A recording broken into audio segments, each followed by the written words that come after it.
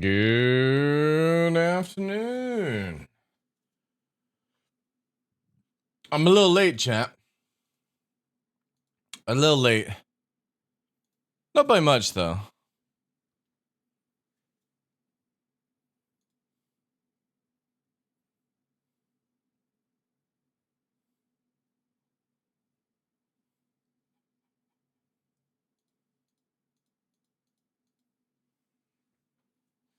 But welcome in, Danny, Sideways, Cheeks, WeverX, Mojo, Jay Walker, Cell, welcome in, Tomach, Glitch. Hope everyone's doing well. Also, thank you very much, Jay Walker. Thank you very much for the 14 months support. Woo! Wonder if my alerts actually went off.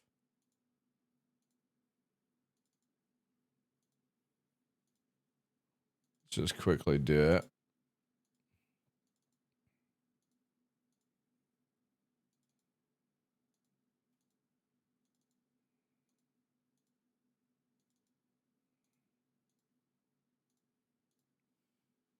Yo, Marcus, welcome in, dude.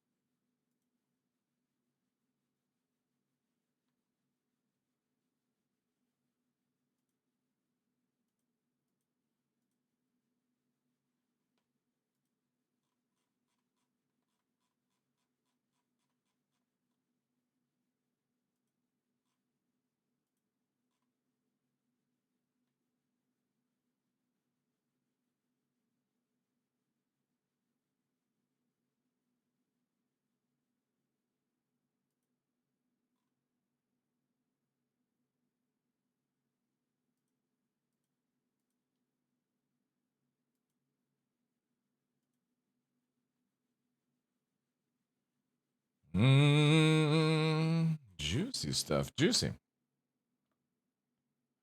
Good afternoon, ladies and gentlemen. I'm your host, Michael TheDarkLaw, and welcome to another episode of The Darkness. I'm super late. I apologize. You may also look like I'm a little bit red in the face. That is because I've been out in the sun, chat. And when it's sunny in Scotland, you stay out in the sun as much as you can, because it's going to be rainy and all that jazz and blah blah blah blah blah. You know how it is. Oh my god, I swear to god, this bot is so biased towards Cell. Like, it's crazy. The sun is real? It is, yeah. So yeah, out playing the dogs in the sun and all that good stuff. And yeah, lost track of the time. Sorry guys. Obviously, you guys will fully understand all that jazz. I will be taking Tuesday and Wednesday off this week, purely because... Oh, Cheeks, 500 bits. Appreciate it, dude. Why are these alerts not going through? Oh, wait, you didn't say anything. That's why. Okay. Appreciate that, dude. Also, Laser, thank you very much for the Prime for the 3 months. Thank you, guys. And starting a hype train. Woo! Crazy stuff. Yeah, I'll be taking Tuesday and Wednesday off. I have to, go out of my land and sort of go around the fencing and cut away, because I have the Village Men Club coming to do painting on the fencing in April, and I need to sort of prep the area and stuff. And since I've not had a day off in like 2 weeks now, give or take. Well, by the time we finish tomorrow's show and stuff like that. So I'm gonna do that so I can quickly get prepped. I also go plant some trees as well and stuff. Hey, Red Beer, welcome in, dude. Engineer, thank you very much for the 200 bits, dude. Thank you, guys. Thank you.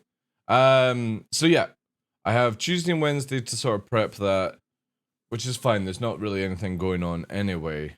But yeah, if I do that, then I can plant some trees. Planting trees is good. And I can clean up sort of like the edge line on the fence so it's ready for painting, move some things around, and yeah, just because the weather's really good, get it done. And that way it's all done like before we get free 23 and all that jazz, you know, so I don't have to deal with that. So yeah, we'll be streaming tomorrow and then Tuesday, Wednesday off. Yeah, I think that's the case. I don't think there is anything else. I know Dragon's Dogma 2 comes out this week. I still haven't decided if I should play it or not. To be honest, like I personally just don't want to buy it. And it doesn't seem like the company's giving out codes either to content creators, so I'm like, you'll give it a shot. Yeah, see, the thing is, I just didn't play the first one, and I'm not sure about it with, like, the second one. You know, it does look good, but can I actually get, like, enjoyment out of it? I just don't know, man. I'm just not that kind of gamer. Because we've got the ARPG, No Rest for the Wicked coming out in April, which is like a Dark Souls ARPG. If anybody's into that, it's got lots of loot, 4-player co-op apparently. But it's like Dark Souls level of you've got to dodge all the attacks or you die kind of thing. You got to learn boss fights. So it's like I do like Elden Ring, but I am a big fan of ARPGs, so definitely gonna be having a shot of that. Yeah, I was gonna play Last Epoch, but I'm kind of like I've had so many things going on in RL that I've just not had no time to sort of sit down and do that. But I really like the idea that it's a Dark Souls sort of ARPG where, you know what I mean, it's not just, oh, I can build a character that can tank and do crazy amount of AoE and stuff. You actually have to be like methodical with your hits and stuff, which sounds really good. And that's out. Let me just quickly load up Steam. That's out, I think, at the end of April. I don't even know if you actually have the ability to purchase it yet. Let me just quickly check my wish list. I put it down on wish list.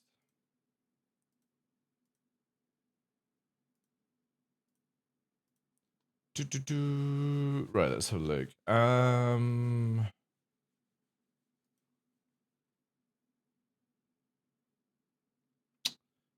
Where do you find your? Is it store? Yeah, here we go. Wish list. So this is it here. Let me just fucking pause this. Yeah, so they don't even have. Oh, plan released 18th of April. Oh, that's not bad then. That's like literally a month now. So that'd be a Saturday. That's a weird day to launch. Also, it still says it's single player, even though they were talking about adding 4-player co-op to it. It's fine. Like I can play it by myself, but it's by the same guys that did Ori and the Blind Forest, which I played and really enjoyed, but I didn't play the other one, the Will the Wisps, and the artwork looks really really good. So, yeah, that's one that I'm very interested in, and all that jazz. So that's the 18th of April for that. We're gonna get Invictus in May. Obviously, we'll be like bouncing between stars and stuff like that. Thank you very much, guys, for the hype train. Appreciate that. Sekiro Shadows Die Twice. I've not played that. I've heard it's really, really good though.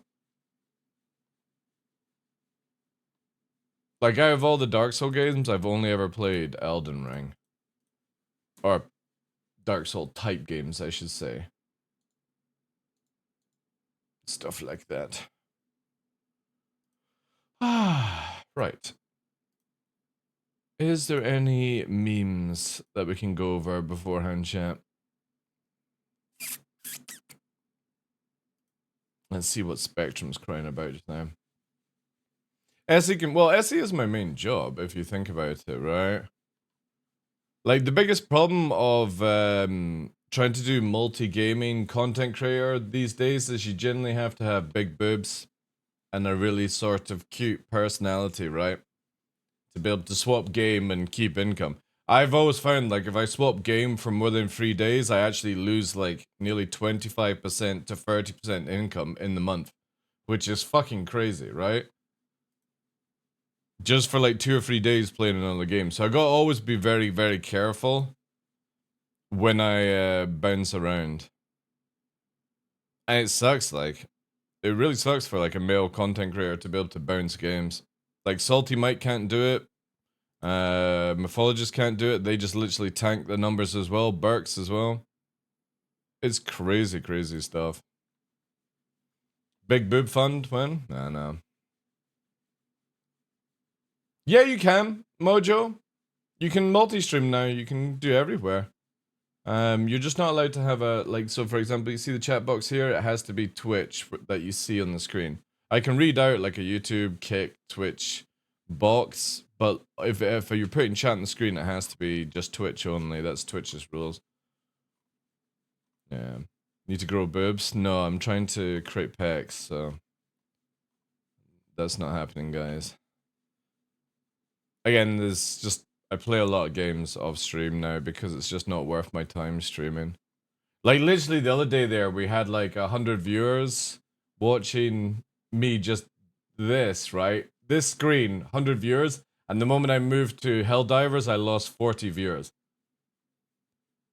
It's like, this in a Star Citizen category generates more than fucking stuff saying in Helldivers with actually gameplay. It's so sad, man. Like, there's nothing I can do to change it either.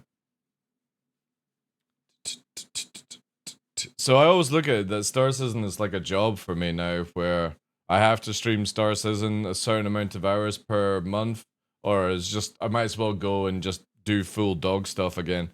Because I'm doing half and half right now, so. Man, Spectrum's actually pretty clean.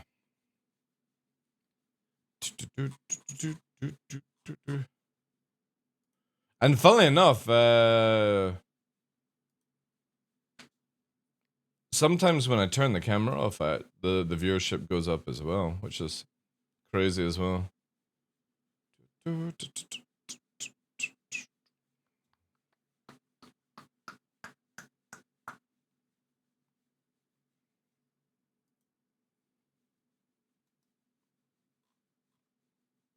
Yeah, there's nothing. Nothing. Imagine him with boobs, you weirdos. Yeah.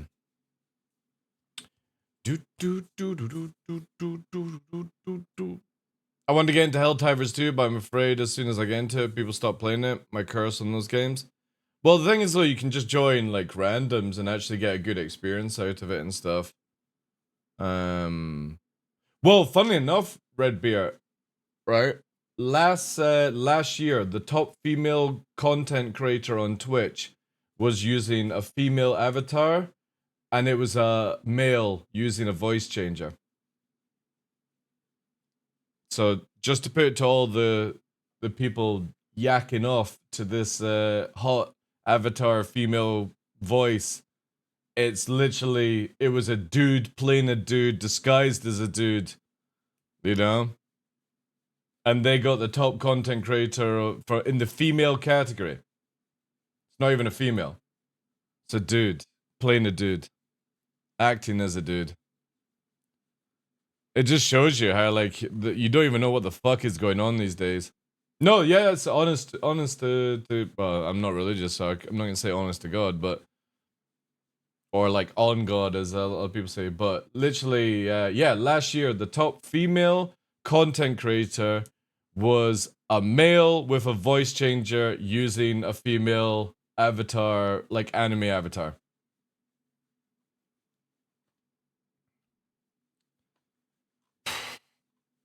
What fucking hope have I got, chat? You know, if that's how Twitch is, and you know, kudos to people who actually fucking come up with this shit. But you know what I mean?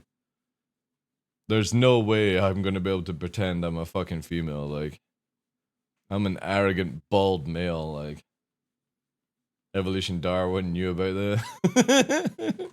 It's just crazy, man. You just don't know who the fuck you're talking to on the internet these days now. Put some real-time AI rendered boobs on your cam. Dude. Hey, man, if it works, right? This person's cracking in like 10, 15,000 a month. Yeah, you gotta respect it, man. Like, again, it's the same with Amareth. Like, for me, a lot of people freak out and hate on Amareth. I'm always just like, smart fucking women, you know? Smart plays. Milk as much money as you can off these fucking degenerates as fast as you can, and then sit back and have a wonderful life in like a ranch with some horses and some dogs and stuff like that. Fucking yes, like, you know? Yeah, she plays it like a pro, yeah. So, like, I've got a huge amount of respect for Amareth. You know, it's not everyone's cup of tea, but I look at it from a smart business person kind of point of view where it's just like, she makes over 1.5 million a month in her hand. Easy shit, man. Easy fucking game. Obviously, she does the work. She does like nearly 12, 14 hours a day. By the way, like, if anybody thinks that she doesn't do any work, she literally works 12 to 14 hours a day, every day, doing things. And again, like, she's under 30, I think. So by the time that she hits 40, she could just stop and just sit back and never need to worry about money again. You saw the dev calling out degenerate gameplay? No, what was that? What, in Star Citizen? There are AI rendered pictures and video only fan accounts, only fake, but exactly, yeah. Posting in bikini would not work for you though, TDL? No, I know. It would not work. I would have to put a wig on, I think. Spectrum P, like, where is it? Is it still there? Do you have like a link, Mojo? Obviously, you'll get timed out if you post the link, but let me know if you got one. The Friday show, one of the guys said snipes were degenerate gameplay. Was more joking? Alright, fine. Only wankers watch OnlyFans? Again, like, it's cheaper than taking somebody out for a date these days. You know? 10, 15 bucks to get into the fucking page. 50 bucks to fucking get some lewd content. It's cheaper than fucking going out. Porn is free though? Nah. You gotta pay for somebody's time, dude. It's like prostitution. It's all jobs. Just because you go to free websites, I want in the hardcore quality. I want in the video that says my name, you know? And repeatedly keep saying my name. That's what I pay for. Why do you think people love to like sub to these folk? When they read out the names, they're like, "Oh my god, yes, I'm going to cum as soon as she reads out my name." Amsterdam, 50 quid an hour, dude. Yeah, I've not been to Amsterdam in a long time. And the last time it was a very, very purple haze at that time. Who's ready for the Mark II Saber, the Mark II F8, Mark II Connie? We got the Zeus Mark II, we got the Hornet Mark II, we got the Gladius Mark II. We're moving into the Mark II phase now. Have you ever seen what's on YouTube? They do the where's it here? Let me try and find it.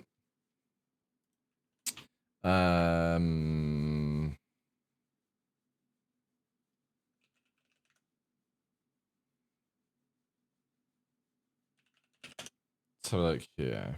Flash kits, right?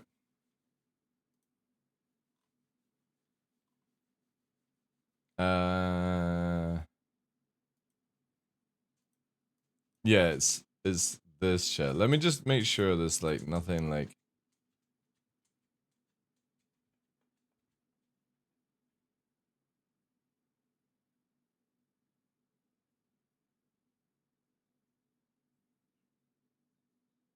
Yeah, this is it. Watch this, right? Let me some. This is what I'm talking about, right? Akuma! Akuma!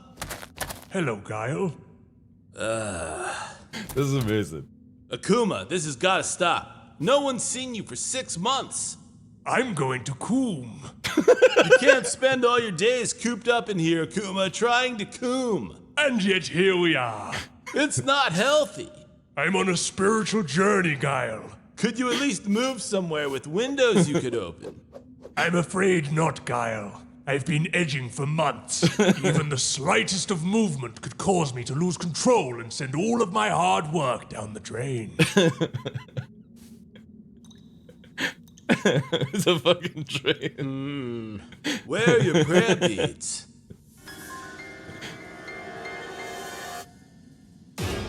Okay, that's it. Let's go out of the cave. No.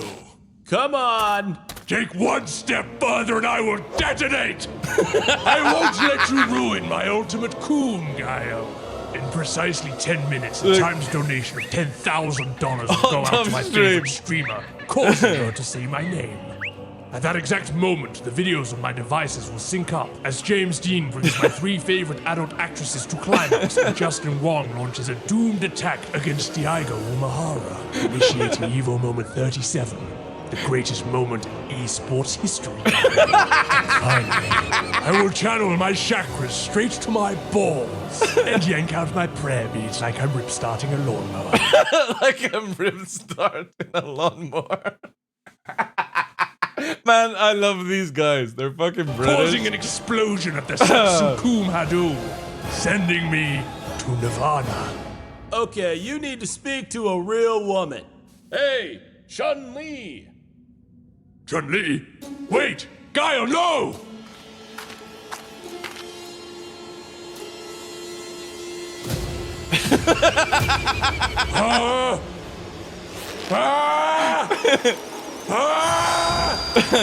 I don't even know this character in Street Fighter.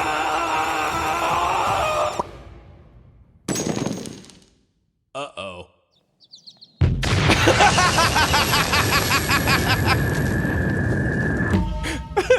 Evan, there we go. These guys do amazing, amazing things. Obviously, again, they are British, so you might not get the full humor and all that jazz, but they do such fantastic artwork, like animations. They also have a new like series called Space King, which is a little bit like 40K, just a different way and stuff like that. So I'd highly suggest you check out some of their stuff. There's a lot of stuff I can't show on Twitch because it's very like, you know what I mean? I might be able to get away with it. There's like prime drinks, there's all that stuff. But that one always reminds me when people are like, oh yes, I can't wait for the female content creator to say my name when I post a huge donation on their stream and stuff like that. And it's so true, man. It is crazy, crazy stuff.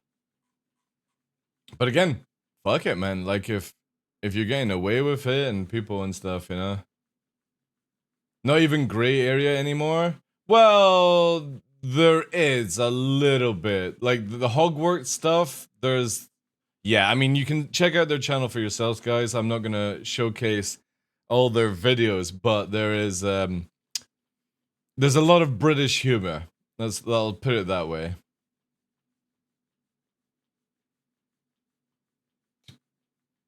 But it's good stuff, man. It's really good, yeah. Their animations are so good. They've got a lot of stuff with like 40K versus furries, which is very, very interesting. I don't know if you've ever seen me wear the t-shirt where it says "Avenge Me, Brother." The whole series is in that channel. Again, they've been out for a while.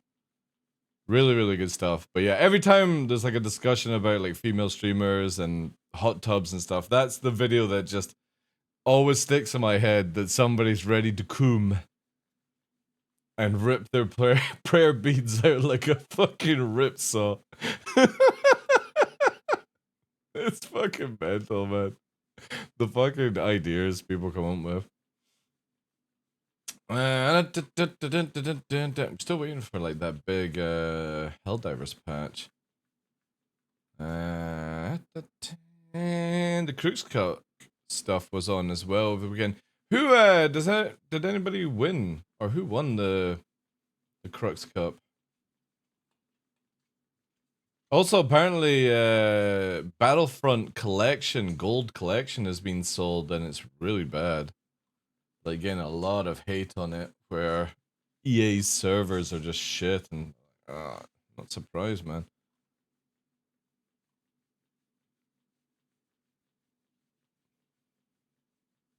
Exactly, Mojo, yeah. Obviously, there is a few videos, like I said, I can't really put on stream because they are a little bit over the line. You know what I mean? Like, for me, I find it funny because it's just a joke. It's a ha. It's not meant to be hurtful.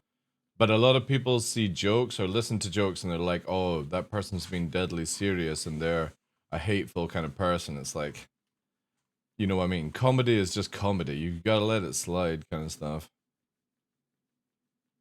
You don't need to like every joke. Well, there's no videos, chat. Absolutely nothing.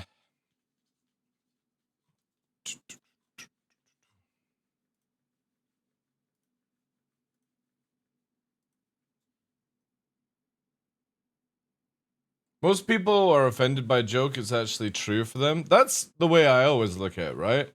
If you can't see the har side of things, it's the same when like somebody comes into my channel and is just like, oh, look at this bald guy. It's like, yeah, I do know. I wake up, I look at myself in the mirror, I'm looking at myself in the camera, you know.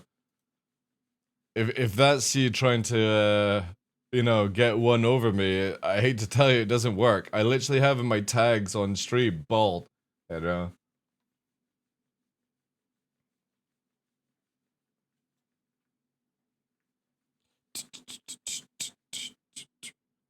Man, I'm very, like, I wish CIG would give a little bit more information on Invictus.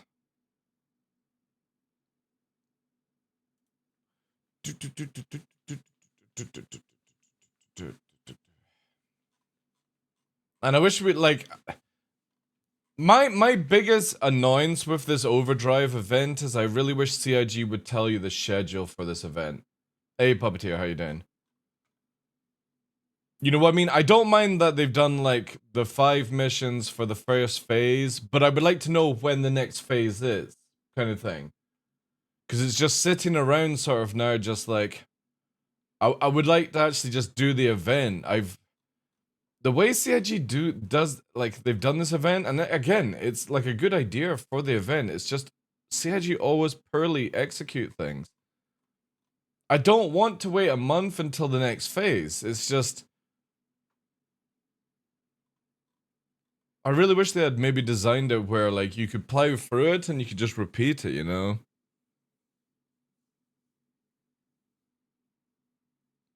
Keeping the candy in the jar. Again, it's just knowing, you know what I mean? Like, do I do something else? Or, you know, when's it gonna come out? Do I plan for it next week? Or, you know, maybe jump into, what's it called? Dragon's Dogma, you know?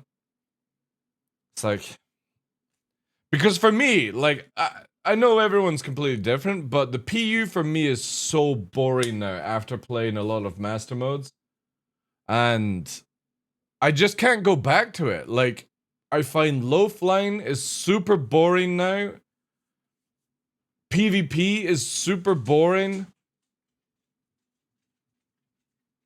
And then when you know, like, your map is getting updated, the characters are getting updated, FPS is updated, it's very difficult to play the PU. Well, for me, again, it's very difficult to play the PU because I don't want to play the janky shite that we're so used to. I want all the new stuff. Yes, it's going to be janky, but it's like, at least it will be new stuff. New map, characters, new locations to go to, new ships to try out, because we don't know what's been released in Invictus. We've got more things, master modes, private lobby, arena commander. There's just so many juicy things to play with. Yeah, I'm hoping the UI team have paid attention to how many people hate that mojo. I, for one, have been voicing it right from the start. I hate the green box. I hate the red box. But the sad reality is, it's in Wing Commander. You know what I mean? And, well, this person here most likely enjoys it. You know what I mean? Yeah, hopefully Evil Cat are testing out some stuff and stuff like that. But CIG are also leaking, like, fauna being added in. Fauna? Fauna? I always... animals. Or insects, or... Well, no, it'd be animals, right? I always forget which is which. Fauna, fauna, whatever. But yeah, it's very much like you said, Puppeteer. It's in limbo right now, where it's like, I really, really want free 23. Not because it's going to be like the Jesus patch, but it's just like, everything that we have right now is so pointless. Flora, fauna, thank you. Appreciate that. Yeah, I forgot it was flora, right.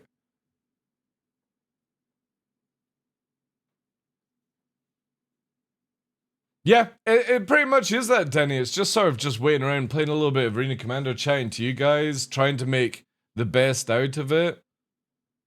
And it's very, very frustration. I really, like, I know CIG have to do it to sort of, like, hype things up, but I really wish they hadn't have shown us all the stuff that Free 23 brings, like in Inside Star Citizen, until it was, like, a month away from it, right?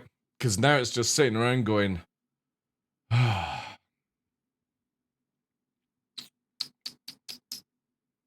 know Patrick's Day, no Hornet event is going to change just the utter jank that's in the live game right now. Same. I genuinely hope that CIG have added some money sinks in for Free 23. I hope everyone gets wiped. Money, reputation, items, all fucking gone back to whatever you've purchased for. And they've added in where, like, repairs are 10 times the money that it used to be. Buying missiles and stuff is 10 times what it used to be. Reclaim is twice as the 2 times the time. If they don't wipe, I'm gonna be fucking really, really upset.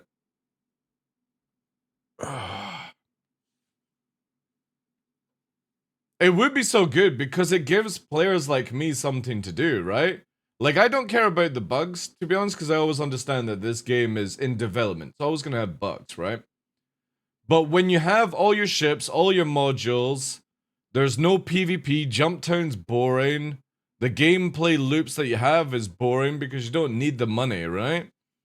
That's why I loved when we died in our ships, we lost all the modules and you had to rebuy them. It gave you a purpose to go be like, yo, I can't do PvP today. I need to go and make some money to go and buy some modules. And somebody would be like, all right, you know, I can give you some money, go and get it now, kind of thing. And you just don't have that experience.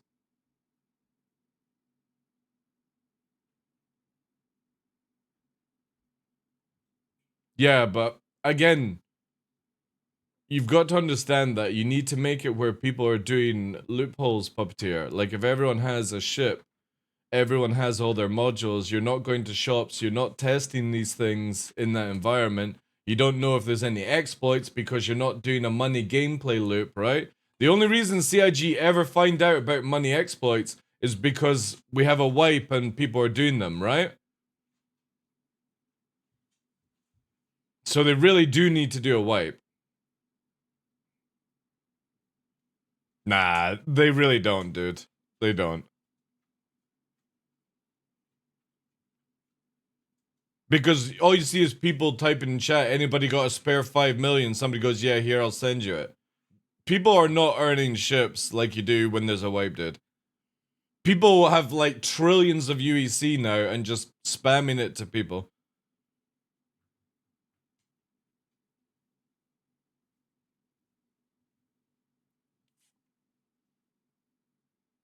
So I think it would be very helpful for a wipe. Especially, again, there's new reputation systems coming in with the big facilities. So it'd be sensible to wipe everyone down to go through that grind. And I mean, I'm not meaning like wipe it every time, but I would say like what CIG should do is do a wipe for 323, do a wipe for 4.0, which is obviously the pyro reputation, and then don't wipe until 1.0. 3 more wipes, chat. That's all I'm asking for. 323, 4.0, and it was the start of last year, Denny. It was 318 was the last time we got a wipe. That was the start of last year. I think it was the start of last year, or end of 2022. So yeah, wipe in 323, wipe for 4.0, which is when we get pyro and all that reputation, and a wipe for 1.0, which could be 2 years after pyro, right? I love we've gone from talking about 4.0 to version 1. I know. I'm hoping base building will be a huge money sink. I really want it to be. There has to be something that, like, knocks people down. I think so as well, Mojo, but they don't punish anyone, dude. They don't punish anyone who exploits. What's this about version 1.0? I don't get it. Right, so currently right now we're moving into 323, right? The next patch after that will be 324, or they move to 4.0. Now 4.0 is just like when we went from 263 to 3.0. It's when we add in a next big part of core mechanic. So in 3.0 we got like persistent entities and stuff like that. In 4.0 we're getting server meshing and being able to jump to another solar system, Denny. 1.0 is what games normally do when they've gone to gold standard. So we're in alpha, we're going to alpha 323, and when they go to beta, it goes to 1.0, beta 1.0, gold release, a roll-on release or something like that. And there won't be a wipe, and there'll be the majority of content is added to the game. People think it's going to be next year for free or 1.0. It's going to be like 2026 for 1.0. But that's how CIG are looking at it. 323, possibly 324. They'll go to Alpha 4.0 to mark a new massive thing added to the game, which is server meshing.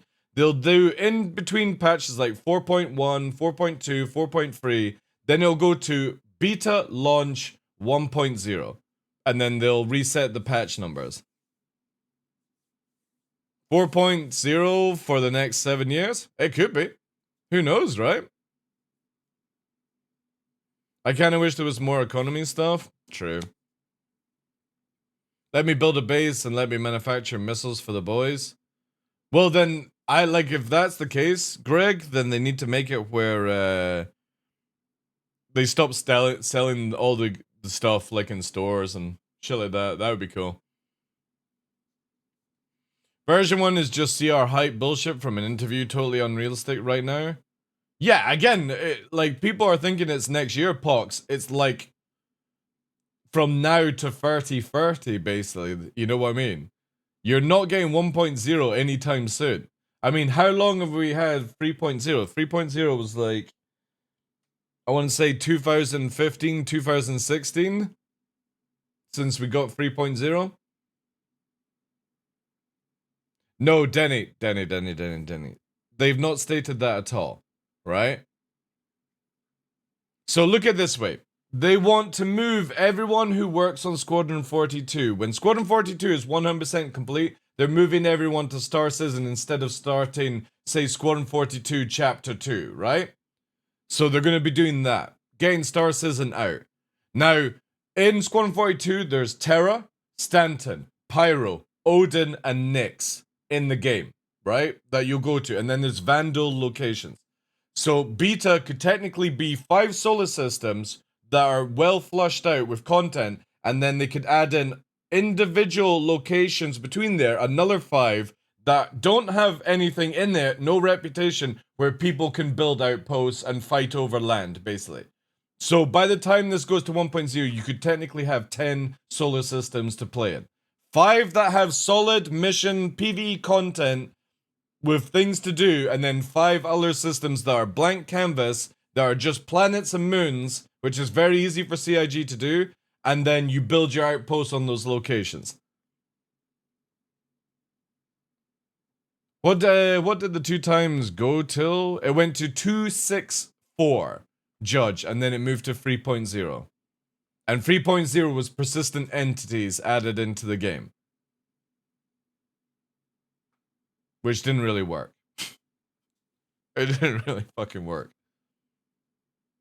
Yeah, 4.0 will be Pyro and Stanton, but once Squadron 482 is finished, they can activate Nyx, they can activate Odin, they can activate Terra, for example, and you will have 5 solar systems. But obviously, in the next 2 years, you've got the Montreal office cooking up plenty of like planets and moons that could be just blank canvas. It's a biome sort of area, but that's where you build your outposts and stuff like that. Just remember that CIG want to have like good density of solar systems that have things to do in them. They can easily do that with the 5, and then they could add in 20 other solar systems that have nothing in it apart from NPCs to shoot, outposts to claim, outposts to build, and go and mine and stuff like that, right? They don't have to make fully polished solar systems. They only need to do that for PvE content. I'm sure all the Squadron 42 systems need that multiplayer touch-up. Oh, well, I mean, again, since they're feature complete, right, for Squadron 42, and they're just in the policing stages, I'm pretty sure that all the planets and moons are already in the PU team being cleaned up right now, dude. You gotta remember, Montreal has hired a lot of people to do the planet stuff. It's a huge team that are cooking up planets and moons now, and fine-tuning it. The problem is they just don't tell us like on a monthly, yearly basis how far ahead they are. But like I said, I'm pretty sure by the time this goes to 1.0, you'll have 5 solar systems, and because it'll have outpost building, they could add another 5 blank canvas solar systems where you build stuff in. 10 solar systems with planets and moons, and you've got, say, a 500 to 1,000 player server shard system that meshes in some way by 1.0. That would be my guess, my bet. And that's not far-fetched, to be honest. There'll be enough to keep people playing for 8 hours per day. Exactly, yeah. You don't need 100 solar systems here. If you have 5 solar systems that are well fleshed out, like what they're doing just now, and you have 5 blank canvas systems to do your own shit in, no, like, again, you have endless content then. It's only down to how bored you are as a person. And again, as like when we've been watching a lot of Avenger 1 stuff where he's been like, oh, I'm bored in master modes, a lot of people are not, right? What somebody finds fun isn't what somebody else finds fun, and vice versa. So CIG will add content for everyone to play with, and it's just totally down to you how you take it. Yeah, that, again, Pox, that's very easy to do. They can add that with the algorithm system. They don't need an artist. They only need an artist to check up on, like, if the algorithm puts, like, a biome together and it sort of, like, meshes it like that, for example. If it meshes it where it's all flat and everything intertwines with each other, that's fine. But you know what I mean? Like, sometimes we've gone to Hurston and the zones are, like, create big fucking walls or X's and stuff like that, you know?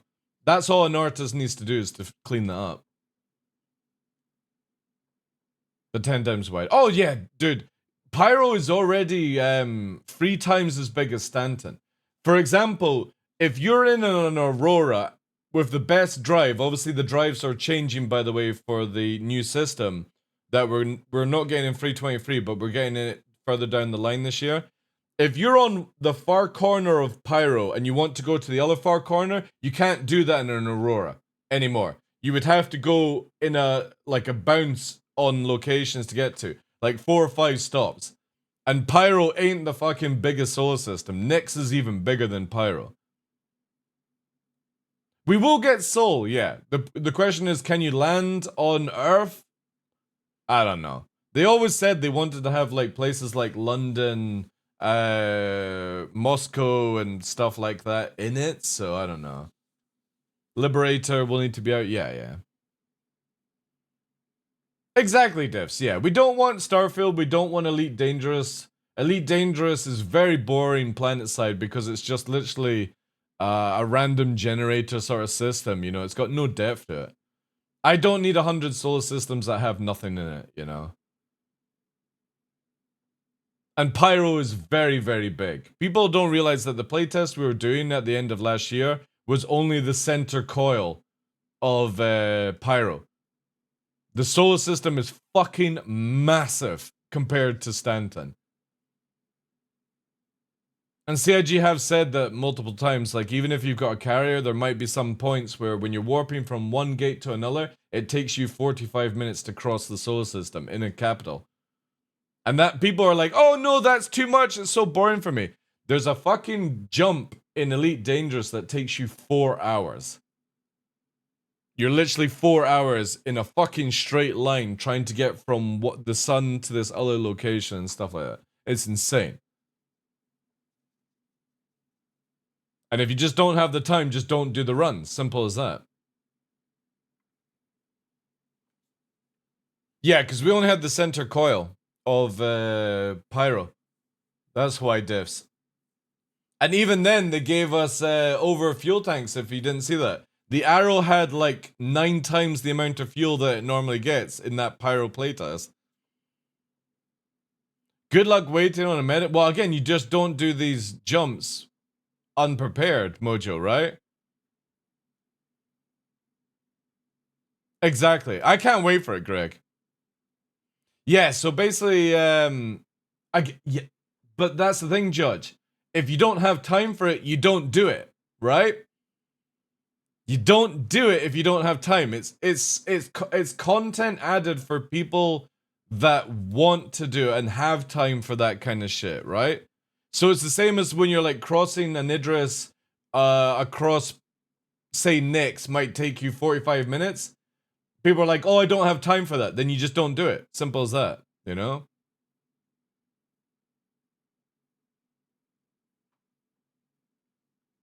And you can buy like a snow globe that says you were there. Yeah, exactly. Like, that's the thing. CIG could do a 4-hour jump, for example. And at the end location, a station, you can buy a fucking rare snow globe that says you made the jump. And there you go. You've got a collector's item that only people with 4 hours can go and get. That's what games do. They do loopholes like this all the time. Or not loopholes, what are they called? Collectors, achievements and stuff like that, you know? No, you just make it where you can't sell it, Greg. So only the people who have made the 4-hour jump, for example, can get something like that. And it forces people to do the jump, you know? Yeah, exactly, Judge. But the thing is, as well, in these jumps, that you could be attacked by NPCs and stuff, so... Yeah, Mojo. Again, one of the biggest things CIG needs to fix this year, and I hope they're aware of it, they have to fix the voice system, the VoIP stuff, and they have to have it on as default. Because you can just mute people, you can just turn it off if you don't want it, but they have to fix the VoIP system. And they have to make it where, like, when hailing somebody, it actually, like, works correctly, you know? Yeah, but you just put Netflix on or something like that, Divs, right?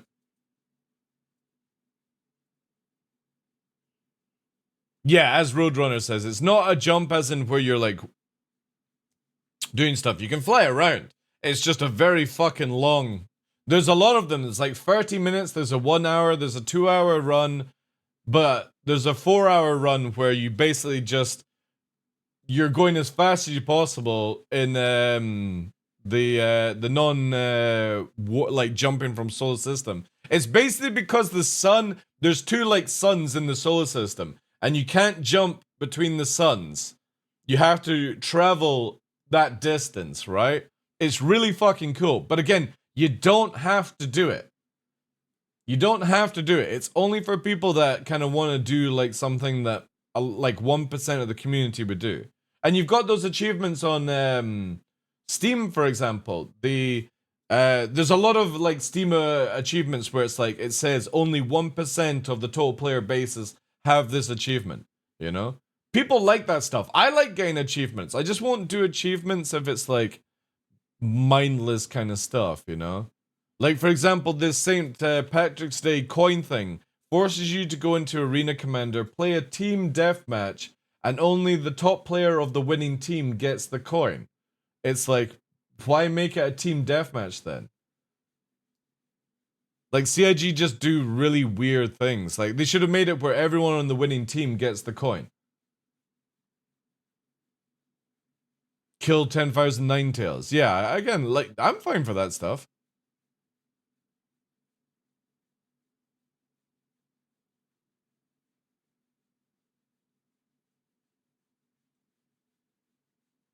But this is where CIG definitely need to work on events like these things. Again, this whole St. Patrick's Day event, I don't mind that you have to go into Arena Commander. I don't mind that you have to play Team Deathmatch even if you don't like it. But being the top sweat on the team that gets the coin is a really bad take from CIG. It should have been where it's the team that wins gets it. Because again, not everyone wants to sweat in fucking Arena Commander FPS shitty gameplay mode. It's so bad. And then another way CIG should have done it is where you can't choose your weapons. They should have made it where everyone had the same weapon. But you've got people fucking sniping people across the map and it's just stupid. It's just a coin. It's just something that you can have in game and fucking hold it in your hand. It does fucking nothing. But it's the fact that you have to be... You do a team deathmatch in Arena Commander Mojo. You have to be on the winning team and you have to be the top fucking player. Yeah, but you know what I mean? When you have an event that's only available for so many people, Mojo, that's a really bad take for CIG. It's just a coin. Like you said, nobody cares. Who cares? But for example, somebody like me who likes to collect everything on the journey of Star Citizen, like the, I got the letters and the fucking coins from the other stuff, is you have to do this element of the game and you have to be a huge fucking sweat together. Or you have to go in at a like, people are cheesing it already where they go in with their friends at a random time that nobody's playing and they just let them win, right? To get the coin. It's so stupid. If you're ever having these things, you've got to make it more accessible for more players. It's so daft. It really is. But again, that's just my take on it. I think if, like, whilst you're wanting to do these things, you should never lock it off to folk. It should never be difficult. Like the letter is to go and get for the New Year thing. Year of the Dog envelope. All you had to do was go into the game, pick up an envelope, and there you go. You got it awarded to you. Everything else is just super fucking cringe, the way they do it.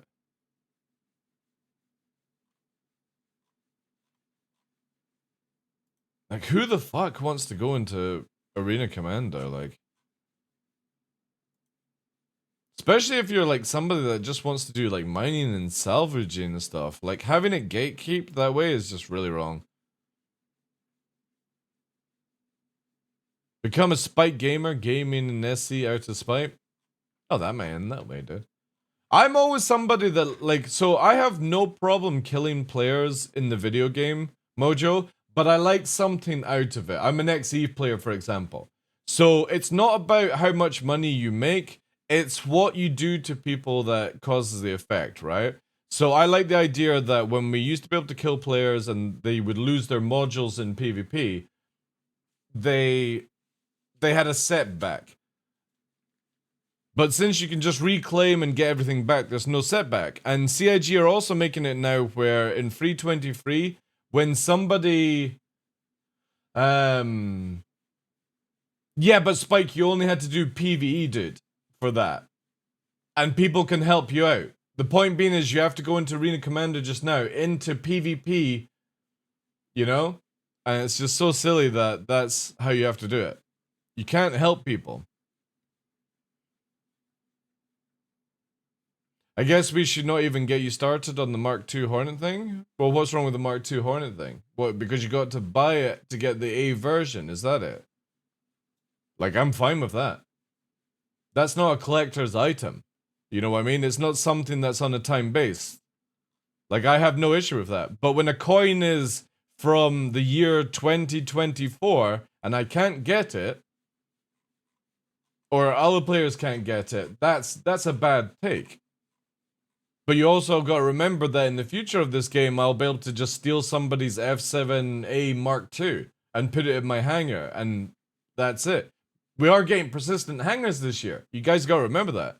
So, for example, if you steal somebody's Raven or get given somebody's Raven, as long as you don't lose it, it doesn't go away from your hangar.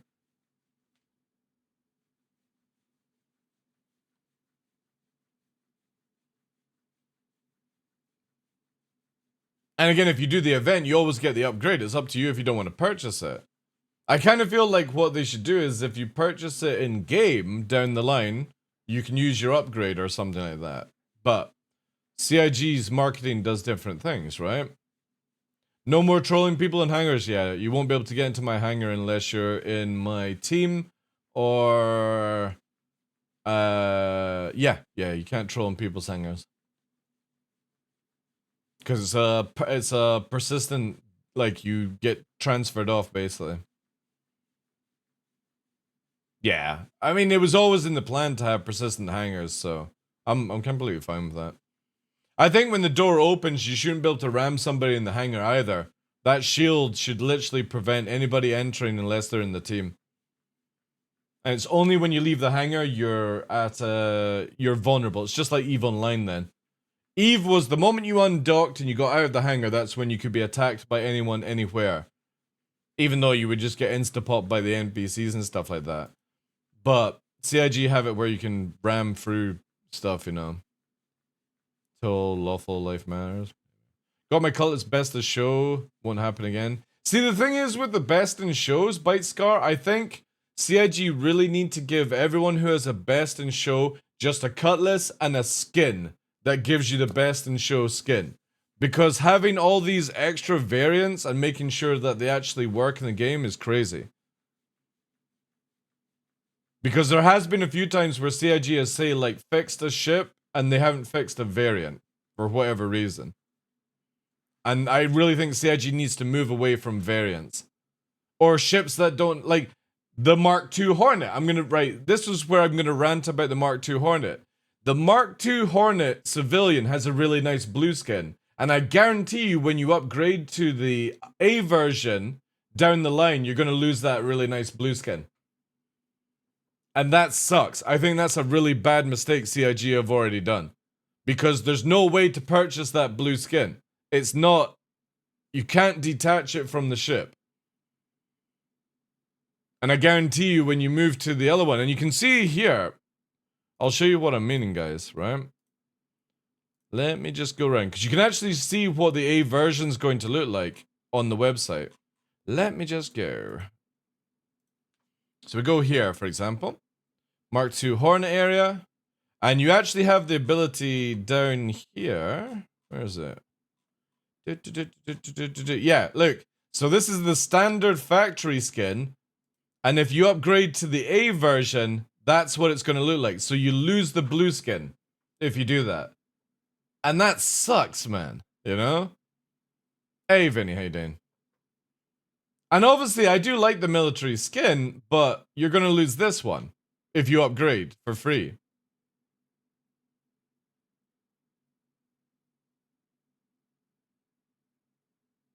There's already an F7A skin? Are you sure?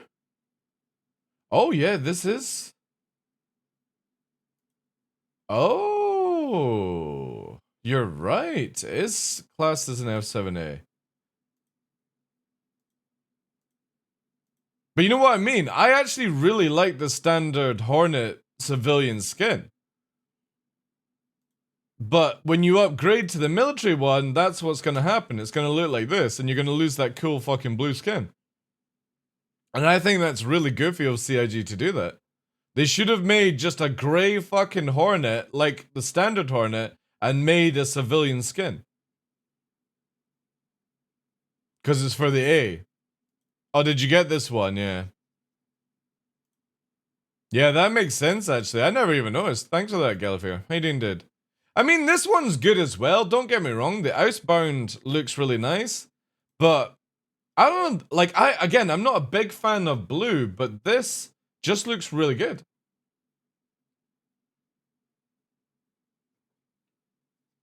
That's because it's got more equipment on it, Vinny. That's why I did.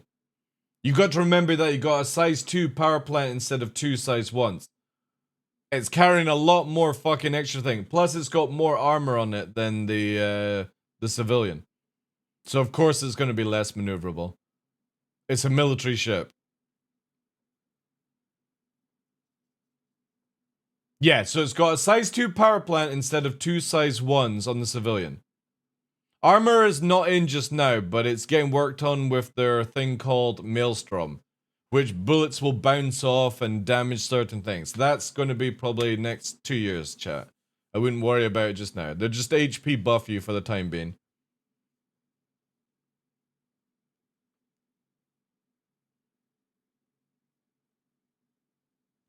Well, that's another thing is like, for example, you know what I mean? That, like, you can't use, like, there's no Ghost Mark II, which is kind of strange to me.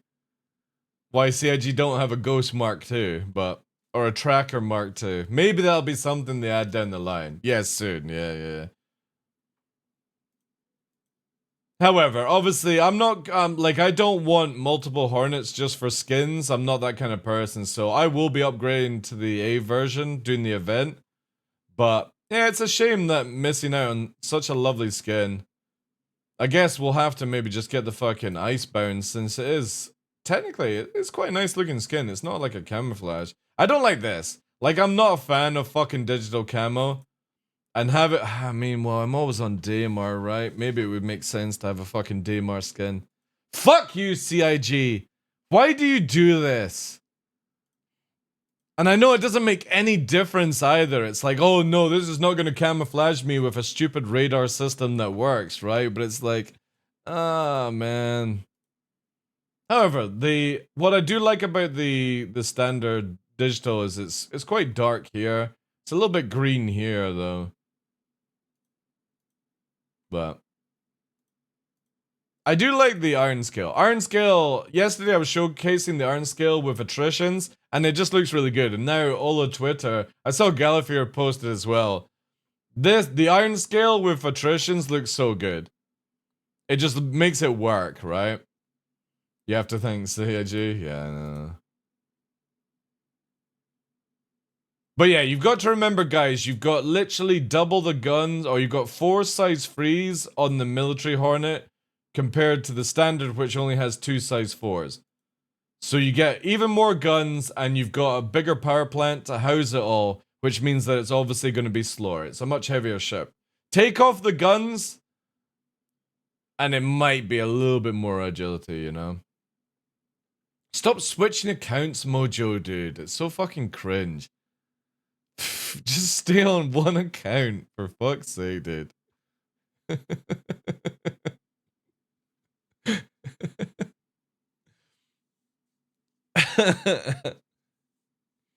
Excuse me? Just stop it, man. Do you have one account on your phone and one account on a desktop or something? Fucking hell, like. I've got them tagged up. Every account you have, I've got them tagged up, so when it shows me, it shows the Twitch name and then in bracket Mojo. You don't know what I mean? Shut up, dude.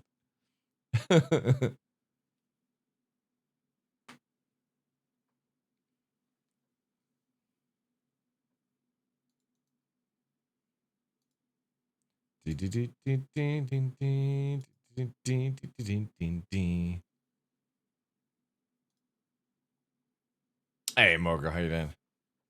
How's things?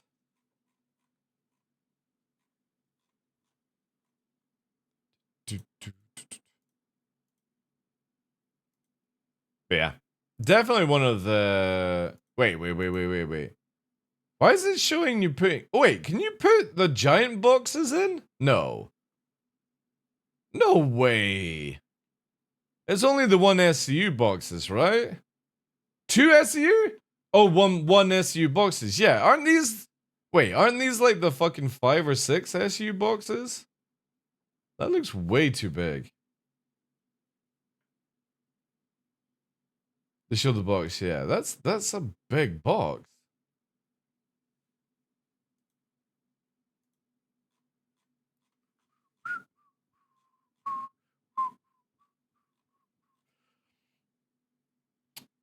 Oh yeah, it does, right?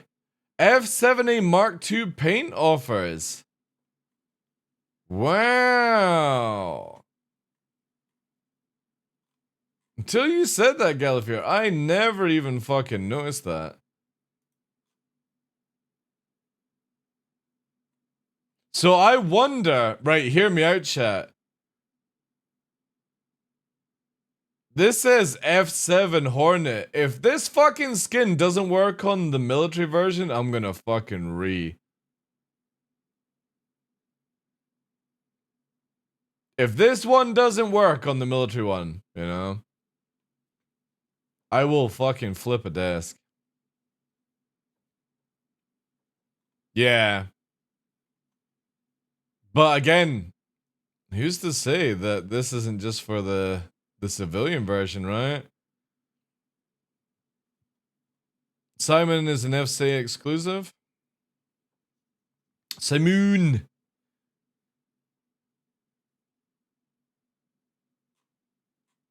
Rise above.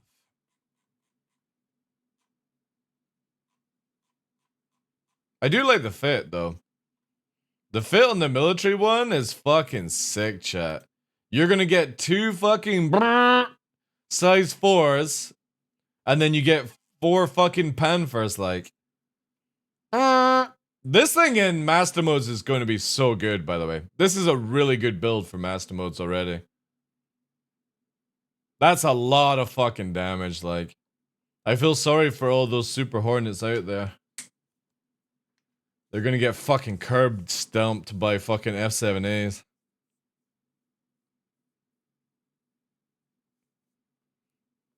I do like the baby blue. That's what I'm saying. I kind of wish that there was ability to buy this separately, like for your F7A. Free rhinos is really bad, by the way. Shouldn't run free rhinos. You lose so much damage, guys, if you do free rhinos.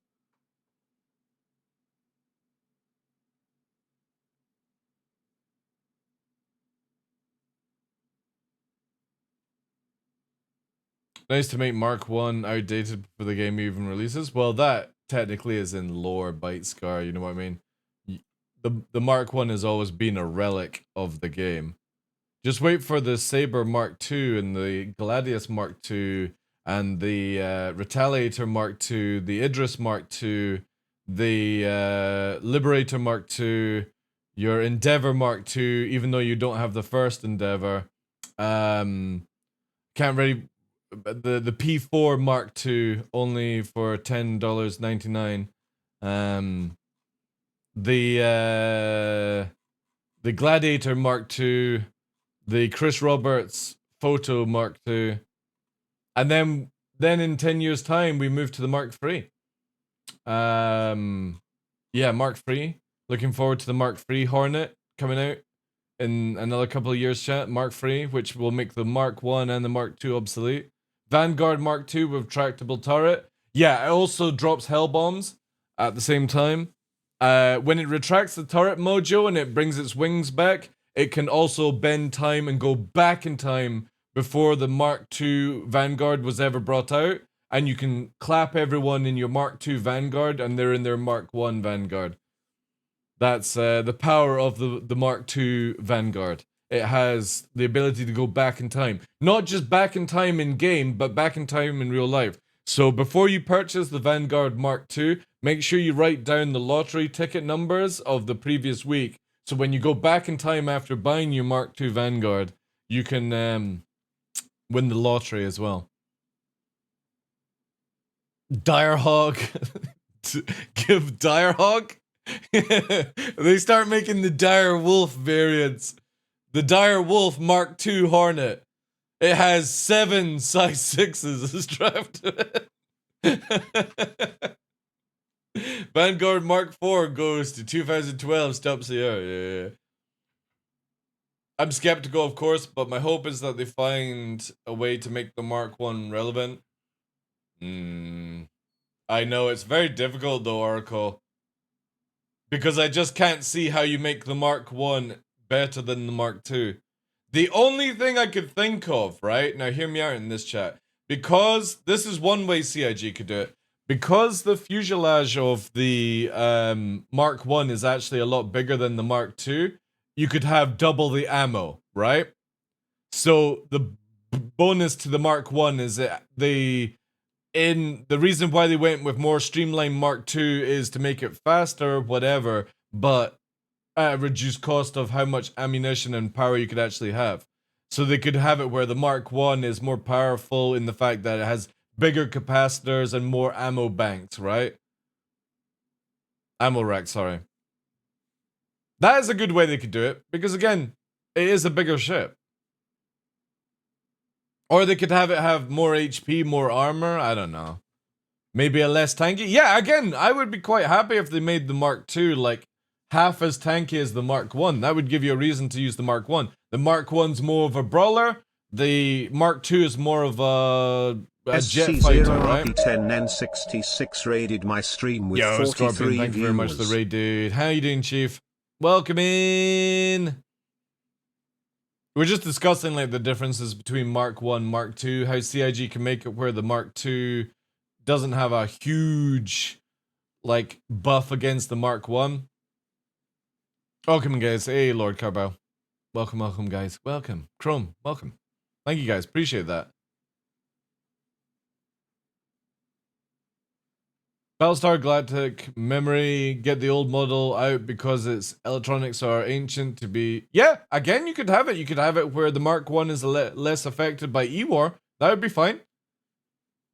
CIG can do so many things with the Mark 1. I really wouldn't worry about it too much. Again, they can make it tankier.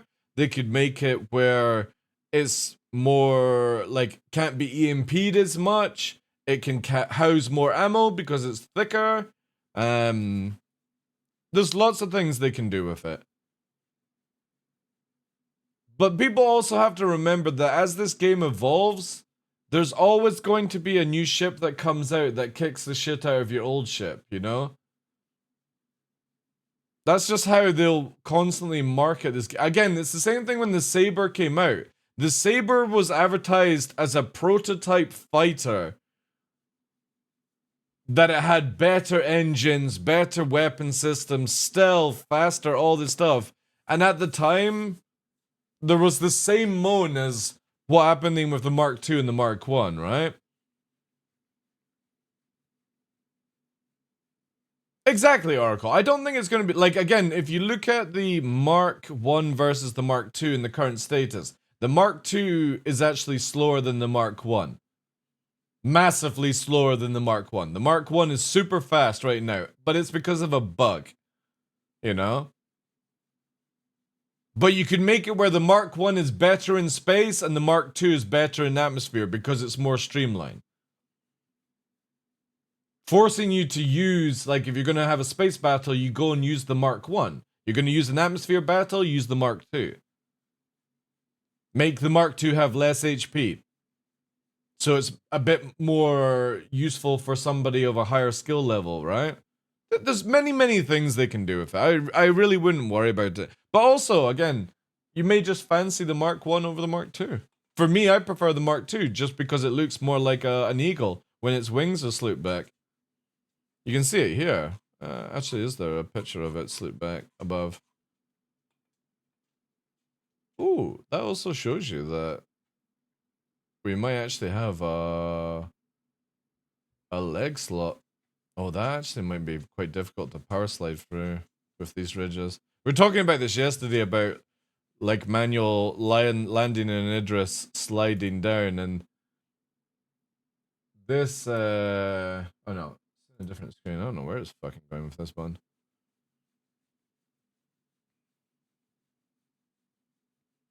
Yeah. Again, this is where CIG really need to get more people into Yogi's team Puppeteer as soon as possible. Because, no offense to marketing, but marketing that does this causes so many issues for us long term. You know?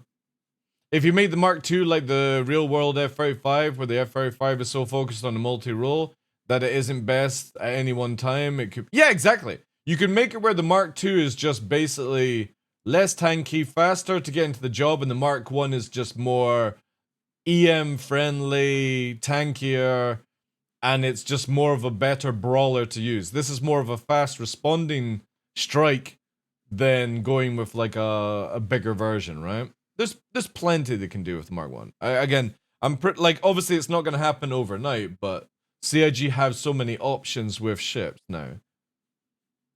Yeah, they can make it where it's slower if you have more weapons. I completely agree. Like, this thing with 4 size 3s and 2 size 4s should be really slow. That's a lot of weaponry. Plus, with 8 missiles racked up as well.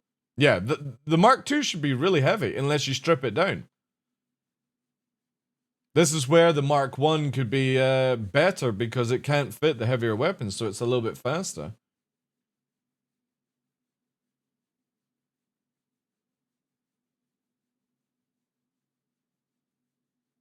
Well, again, in space it's a little bit more difficult, Mojo, right? Because obviously it's space. But in atmosphere, for example, they could make it where if you've got the size 4s equipped to your ship, when you pitch, you're going to really suffer, right? Because you're carrying a much heavier weapon than the Mark I, for example. Yes, you're more streamlined and aerodynamic than the Mark I, but because you're carrying more armaments, you're going to be a lot slower. It's the same why, you know, I mean, like when an Eagle is fully laden out, it just basically fires its missiles and returns to base. It ain't gonna fucking dogfight with everything attached. Oh yeah, we're definitely getting the F8A. If you guys don't think you're gonna get another event like this with the F8A, you're kidding yourself. And when the Sabre Mark II comes out and the Vanguard Mark III, you know, Idris M Mark II that they've been working on for 2 years, and it's coming out double the price. It's got 2 railguns, one that fires backwards, and it's like Grand Theft Auto. When it fires backwards, you get propelled forward, so you're moving across space like this when you fire. You know, there's so many things coming. It's amazing what CIG have got cooked up. It really wouldn't surprise me, to be honest. 96 countermeasures, 42 noise. Yeah. But when it fires a noise, it creates a black hole and you can go back in time. I love these discussions, but I'm not a good firepower. I consider myself good and medium-sized hauler. My primary ship is Connie Taurus.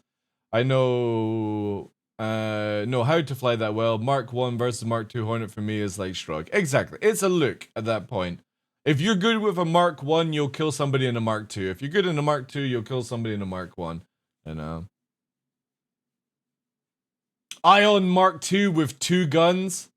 Oh yeah. Wasn't the wait. There was a it's that fucking tune, by the way. Let me find that actually, because no joke, you joke about arts, but it looks so sick.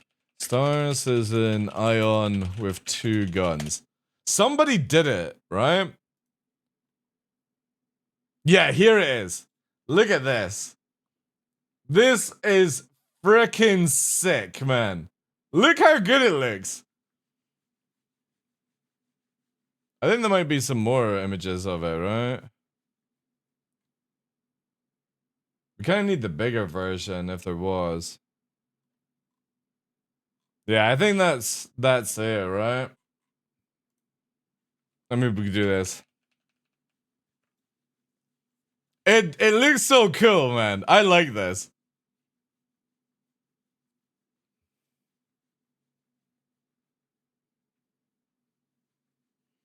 If you miss a Gladius with 1 shot, the second one will hit. Yeah. You think it looks goofy? I kind of feel like it just looks legit.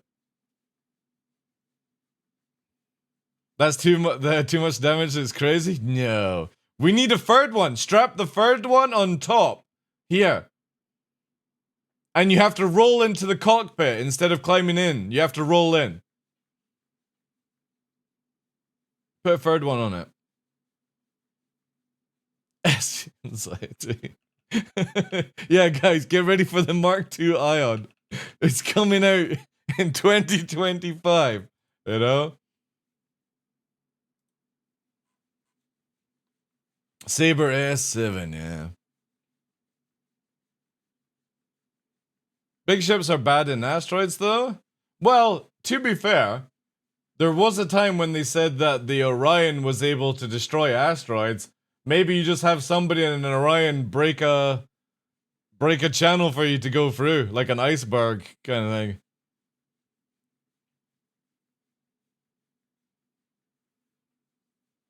You like it more than the Hornet? Well, Mark II Ion. Wait till people start moaning about it on Spectrum. I was watching DarkLaw's show and he was talking about a Mark II Ion with 2 guns. I do like this though. I have to say that CIG's art team, where you got the civilian on the top and the reflection is the military one underneath, I do like this. It's pretty dope.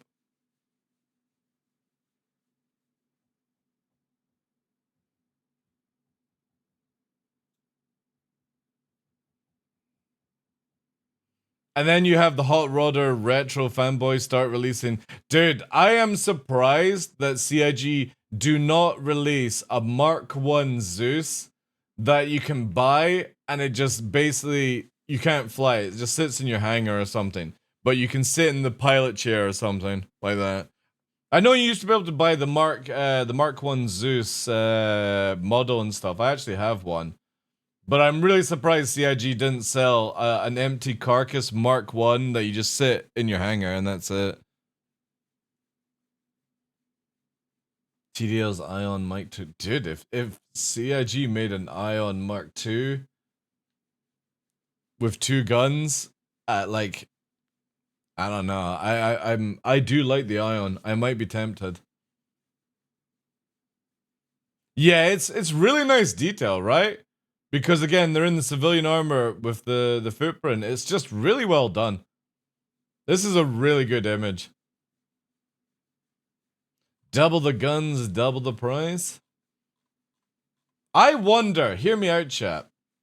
I wonder if you'll get the free upgrade to the 7A and CIG are going to sell an LTI 7A aside. For the people that couldn't be bothered to do the event, you know what I mean? I kind of feel like they will do it, right? Not with LTI?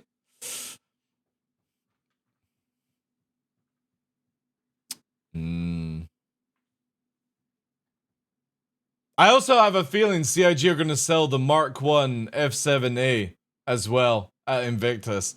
Because, and quote guys, if you look at the FAQ, they said the people who have got the thing back from the day are getting a free upgrade. If you're going to give people an upgrade, you never say free. You know what I mean? There's always a catch when somebody says free, as in there's going to be another way to pay. That's my theory anyway. I think you're going to be able to get the F7A Mark 1 is flyable now. People have it. What, in game? Nobody has it, dude. Who has a Mark 1 flyable now?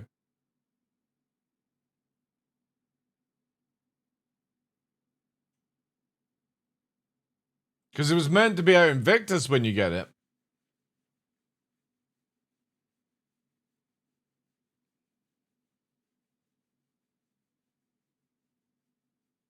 That's a Mark II he's got, Dutchkey. It's not an F7A Mark 1. It's a Mark II, dude. I've seen the person who owns it. It's a Mark II. It's not a Mark 1 Hornet.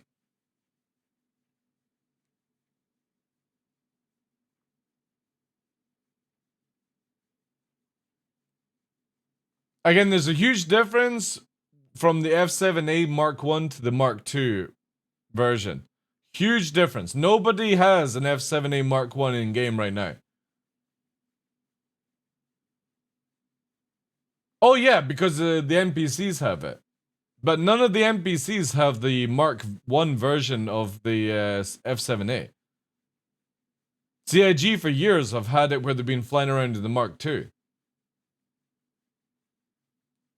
Same with the lightnings and stuff, the F8s. And again, you can easily see the difference when you look at what the Mark 1 was meant to look like. Hornet Mark 1 military. This is what, so people think this is the F7A Mark 1. This is not. This is the Mark 2. This is the Mark 1 F7A. This is a Mark 2. This is a Mark 1. And nobody has access to this yet until Invictus. And this has not been in the game for fucking years. We've had this in the game, even though it's been in different skins.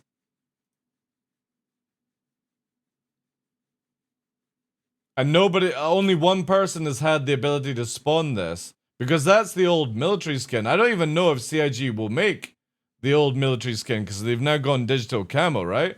But that's how the concept of the original one was. And you can see it here. That is the Mark 1 F7A. That is a Mark 2.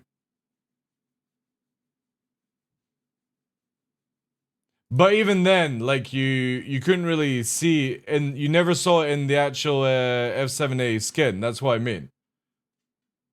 This is the UE military skin here, and that's the Mark 2 because it's the green and white. And it looks like with how like Squadron 42 has gone, they've ditched these skin sets, which is annoying because I actually do like the white and green. I kind of think that CIG should sell it, you know.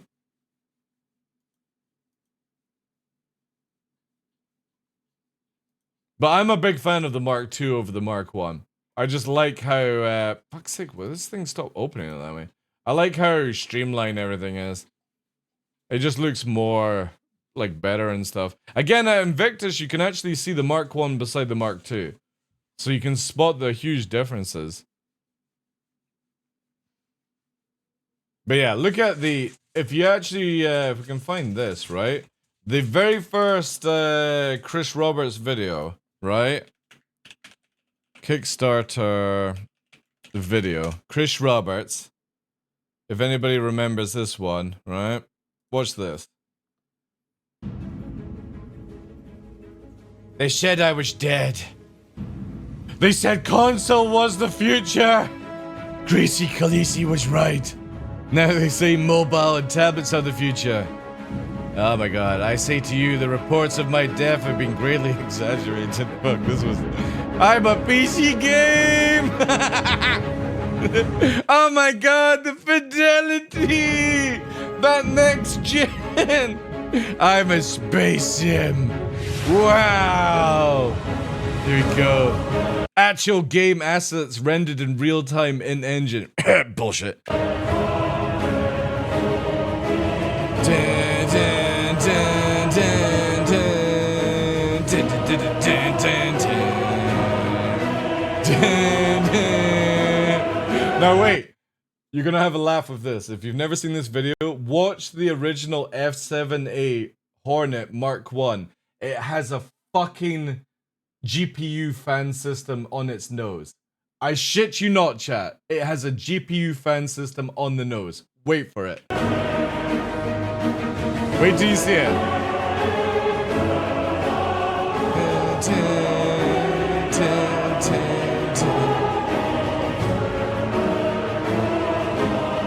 It's a beauty.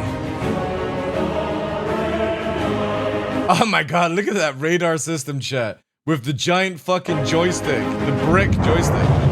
Vandal attack! Dun, dun, dun, dun, dun, and Chris Roberts is the man. God. When I look at this, I can't believe I got fucking sucker punched into this as well. I saw this video and I was like, shit, I'm an EVE Online player. This looks amazing. I got drawn in so hard back in 2012. Because I've never played a Chris Roberts game unless you class Donkey Kong, right? So I was like, alright, Chris Roberts, don't really know this dude, but this looks fucking sick. I'm a neat player. You know? Here we go, chat. Look, look! There it is. Look at the fucking GPU fans on the front of the ship. Oh my god. Look at this fucking monstrosity cockpit. Oh god. Hi, I'm Chris Roberts. Hi, I'm Ever Chris since I saw Roberts. Star Wars as a wide-eyed 8-year-old, I dreamt of being a hotshot pilot saving the galaxy, Where did those dreams go? or a lovable rogue making my way across the cosmos. Yeah. It inspired me to make Wing Commander and has influenced every God, look how many fucking things come out at you, chat, with fucking, you know what I mean? Your MFDs are like this. Alright guys, it's me, Chris Roberts. I'm surrounded by MFDs that just come out on little fucking cranes, you know? With this giant fucking screen in front of everything me. I've done since then.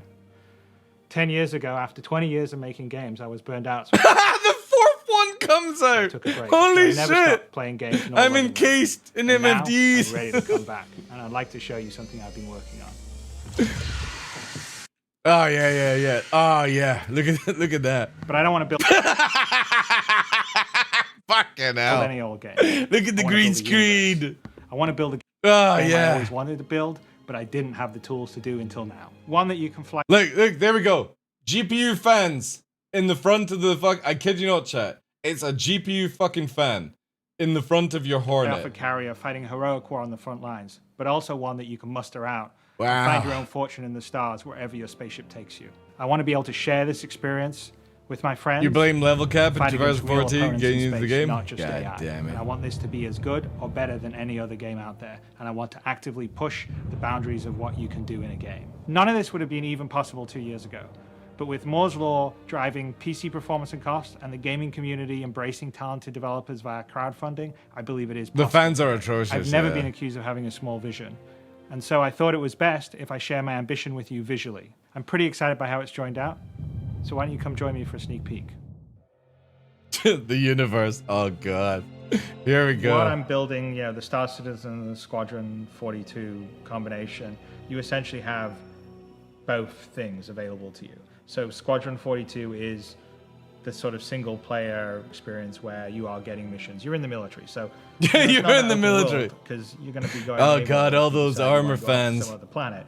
So the idea of it is you serve a campaign, you fly missions. It's branching just like Wing Commander was, and you have exactly that Wing Commander Look at experience. those with MFDs. the added Oh my god, look at that UI of bonus takeoff. of some multiplayer and your friends be able to sort of co-op play with you as wingmen when you fly your missions. yeah. But when you finish your tour of duty, Oh yeah.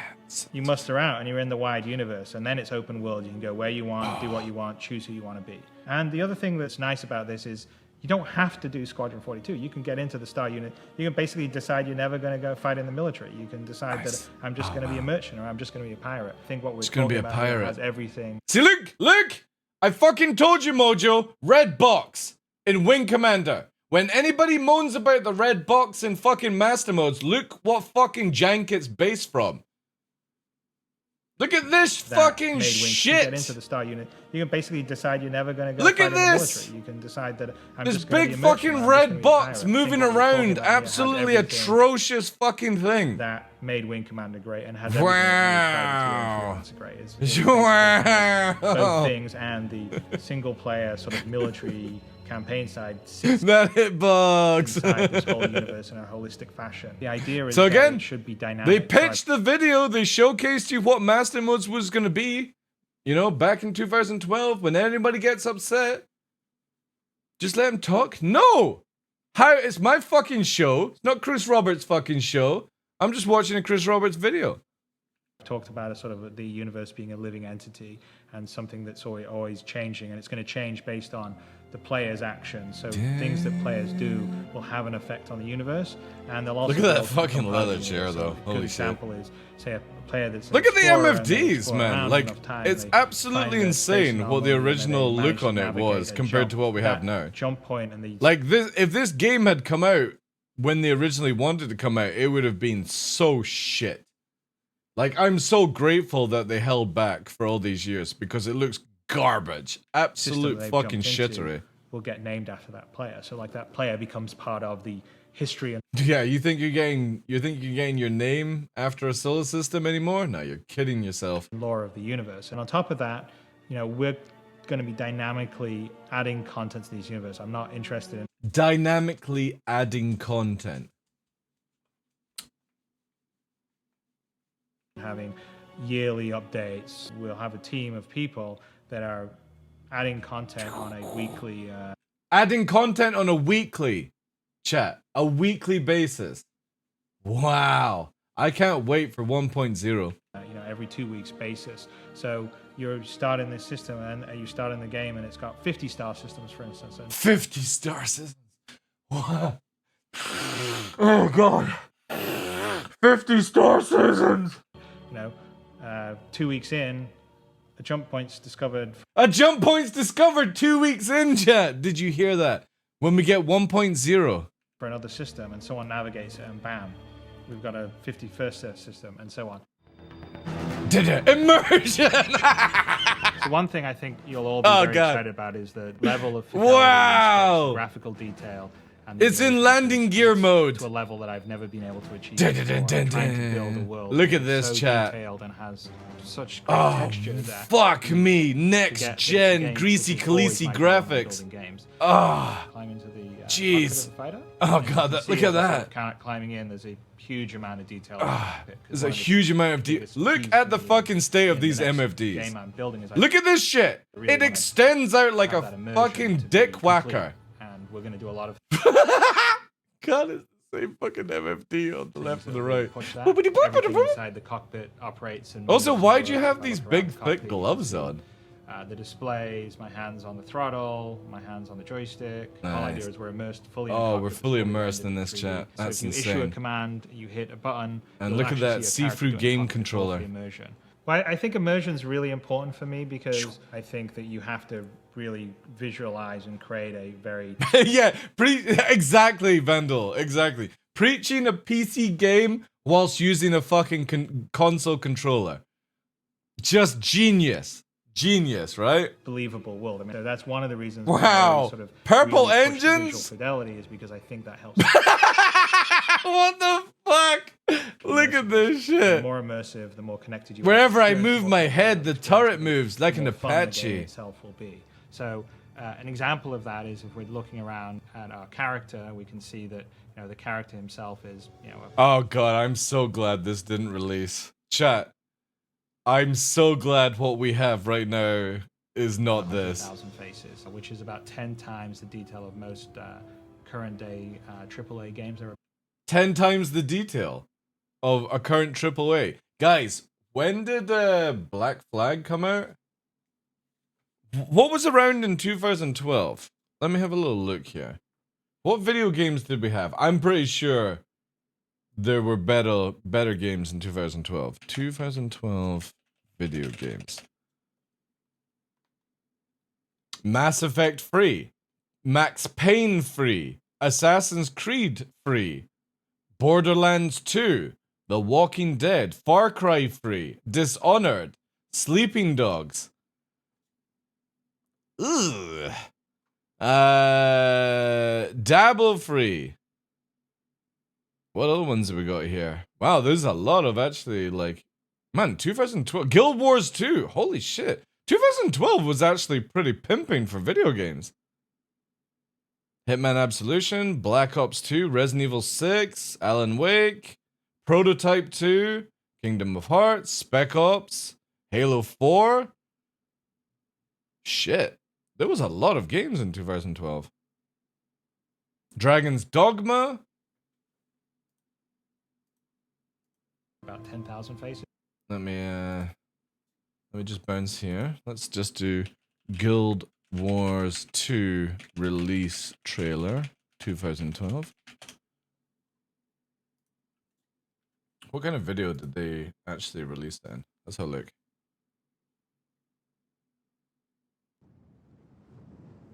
NC Soft. My.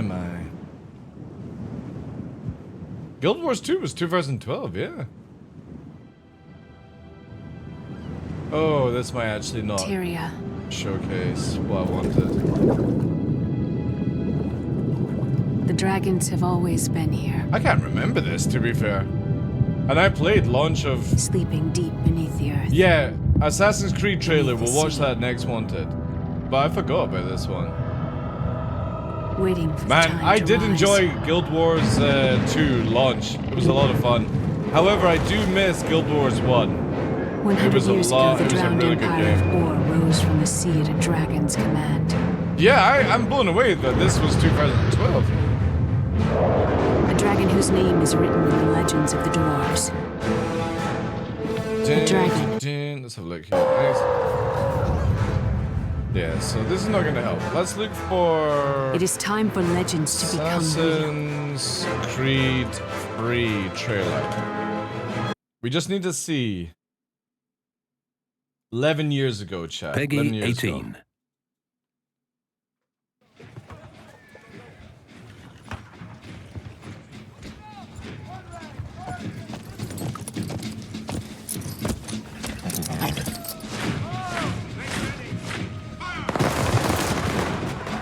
Oh, is this the one where you played the Native American guy? Oh, this was actually a really good one. I enjoyed this. Black Flag and this one I really liked. Watch them fight and die in the name of freedom. They speak of liberty and justice, but for who?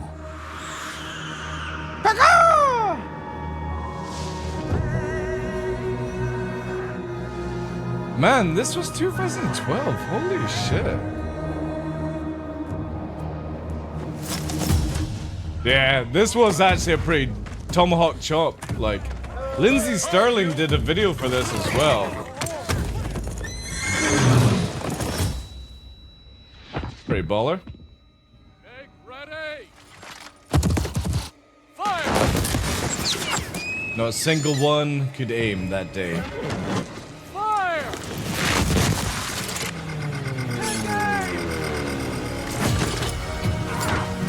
Pretty sick, actually.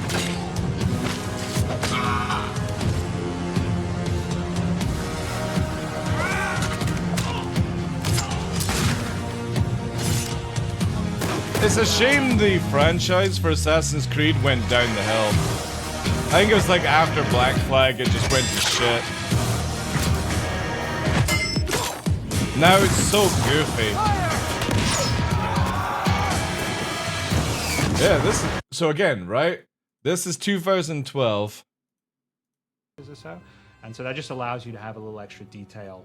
The wires on his And on his quote, pilot remember. itself will be. So an example of that is if we're looking around at our character, we can see that the character himself is about 100,000 faces, which is about 100,000 faces. 10 times 10 times the fidelity of a AAA game. AAA games are about 10,000 faces or so. 10,000 faces?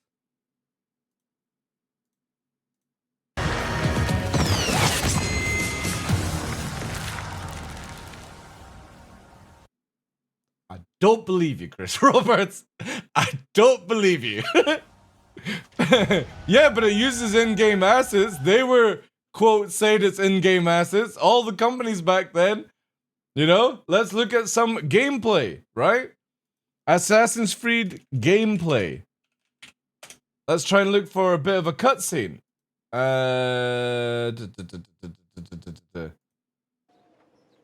Right, here. Look, this is in-game. In-game chat. 2012. And so that just allows you to have a little extra detail. The wires on his pilot outfit, the creases in the uniform, and have it really stand up when you come in close and, Yeah. and not break down. This is 10 times the fidelity. So I'm really excited about the physics, and they're going to be a strong part of the gameplay. So let me demonstrate The some of physics. features Oh of how the man, physics interact this with is how good it's shit. built. The ship itself is built and designed and simulated like a real ship. So there's 4 thrusters on the bottom. Wow. And there's 4 thrusters on the top, and then of course there's Wee. most of the ships in this universe are going to fly. Very much Controller like an Andy? F-35 would do. They're Look at fly by that. wire, See, look so they- here. This is what pisses me off, chat. Back in 2012, right? or when this video came out, you had the Hornet Mark 1 where it could sloop its wings without the landing Take gear. your Look, input as a pilot. as guys he's would do. flying, Fly by wire, so they take your input ships in this universe. Watch. Are going to fly very much. see, look, it's got its wings like an slooped back F-35 with would its do. landing Fly gears by up. wire, We've so never they take had your this. input as a pilot. It's so and annoying that crush it they're into showing this trajectories as and the, vectors like it the needs to demo, various right? thrusters to But we've achieve, never had that what you've ability. asked it to do. So if I want to rotate, or I want to say if I want to pitch, like I'm doing now, or I'm going to yaw, or I'm going to roll, it actually pulls the thrusters. I like this themselves, roast says me how quickly Sunday can you format. rotate to the position Dude, that you well, I've got deliver nothing thrust, else to show and how you much guys. thrust can you deliver?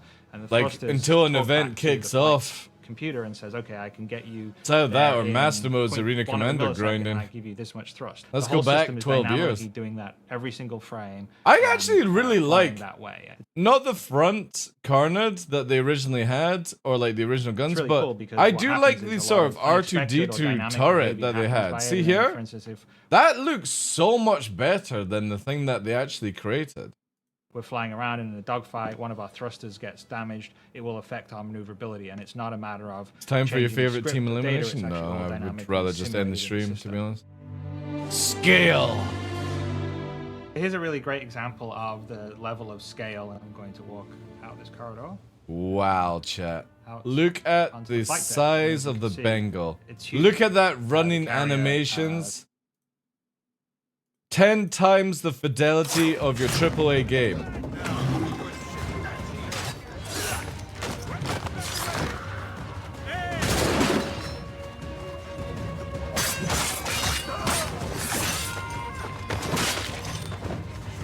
Ten times the fidelity of your current AAA game. That's in the prototype level is about 1 kilometer in size. It's Wow.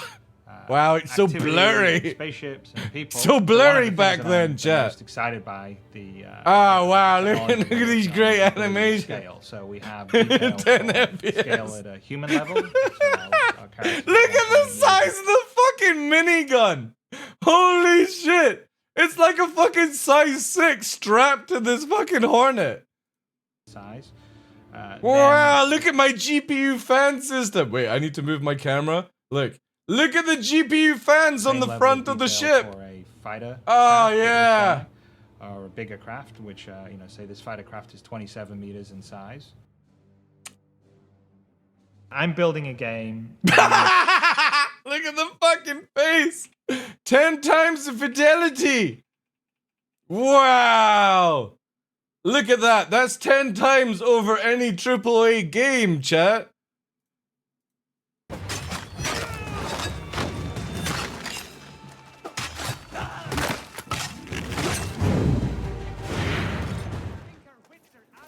Yeah. Man, I might actually cook up and play Assassin's Creed 3 again. It looks good, man. The universe in the game I would like to play. So it's for gamers like myself. So I wouldn't say that I'm. It's for gamers like Chris Roberts. Oh, you guys are so fucked. You know when Greasy Khaleesi is like, oh, we gotta keep Star Citizen hardcore and all that jazz? I'm just like, dude, you do realize that it's a Chris Roberts video game, you know? It'll be designed for that level of skill. Social, casual gamer that plays Farmville. I mean, I like. It's based. Moment, chat. Wait, I never even fucking remember this shit. He says it's a game for people like gamers like himself who play Farmville. Essentially, the universe in the game I would like to play. So it's for gamers like myself. So I wouldn't say that I'm a social, casual gamer that plays Farmville. I mean, I like. Oh, not a sophisticated social gamer. Like he's dissing the Farmville players. Well, I'm picking PC over. The fucking LG CD disc system. Woo! Shit, chat. We're going back in time. Console because PC. Man, look at these PC tech. It was what I always used to do in the past, but more importantly, it's because PC is an open platform. PC is always constantly innovating. I really care about the PC. I really want to push the PC to the limit. I think it's a. Oh, wow. The X52. Or the 52X. C-Tech. Great game. It's also... Wait, was this the first version of it? game platform. I'm Or really was that actually quite before the sad X52? and angry about the situation right now, where it sort of feels like CD. Now we're on fucking what? M3 terabyte fucking SSD, and Chris Robert back then was like, yeah, CD. PC games and PC gamers DVD. don't Oh wow! Look at the fidelity of this plastic X52. get any respect. It's the medium that is the coolest and the most powerful, and that's really why I'm focused on PC. We're gonna allow That's Blu-ray? users to design It's just spaceships and bad, build them, guys. submit them, and if it passes the standards, then it can get sold in the ship dealers. That on Vandal certain ship planets, actually was and, pretty good. You know, maybe the person that built that spaceship will be earning money from other players that think that spaceship's cool and want to pay them for it. Wait, what? Sold in the ship dealers on certain planets, and you know, maybe the person that built that spaceship will be earning money The person that built that spaceship will be earning money from other players that from think that other spaceship's players cool and wanna who pay think them it's for it. cool. So Shit chat. Now you can see where Star Atlas got their NFT fucking ideas, right? one of the things that I like about crowdfunding is cutting out Wow! God, I remember this absolute junker of a website. This is like a fucking MySpace scam website. Does anybody remember MySpace? No joke. The original Star Citizen website, you could have probably fucking hacked it with the most basic equipment. the politics and Wow. the noise of the big publisher, and you Look at the dealing fucking directly with font people as that well. wanna Jeez. experience the game that you're making. So one of my main goals Wait. Did they have a fucking level called Wing Nut? with the people that want to Wingnut Lancer, come fly with me, the man. The stars, my destination. Go boldly, give me the galaxy at 10,000. Holy shit. I was there, Gandalf. Have Starship. We'll travel. experience the game that you're making. So one of my main goals whenever I make a game is to really immerse you in the world and universe. And I think you've seen that on what we've been even trying on the website today. And this visual prototype is a demonstration of the direction that I want to take. Beautiful. And will be taking. With today's technology, I can do that to a level that I never could have done when I was making Wing Commander all those years ago, or even. Yeah, I will keep saying this until I'm blue in the face. I'm so It's glad that actually really exciting. I CIG feel like I waited can 10 do years. something that has the When fidelity of the everyone film, moans about, oh my god, when is Star Citizen going to be down? When's that scam going to be done? I'm kind of like, I'm so glad they didn't release, because they would have failed real within the time, first 6 and months. I'm in it. And Whee! that is my dream. My name is Chris Roberts, and I would like to build a universe with you. God damn it. Woo! Robert Space Industries. Man, that is some nostalgia. That is some crazy shit, chat. Crazy stuff. But yeah, that's the original Kickstarter. What other video games that we had? Oh yeah, we had Transformers Cybertron. What was Max Payne 3 like? Max Payne 3 gameplay. Let's have a look at this.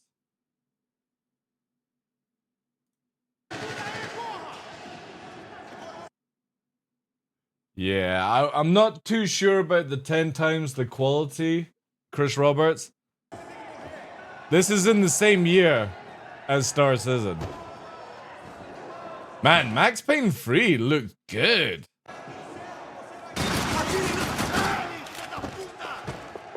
I never played anything more than the original Max Payne.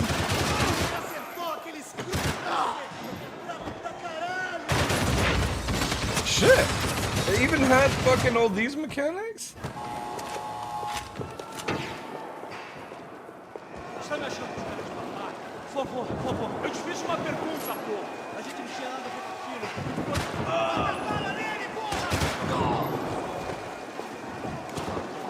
Not bad, like.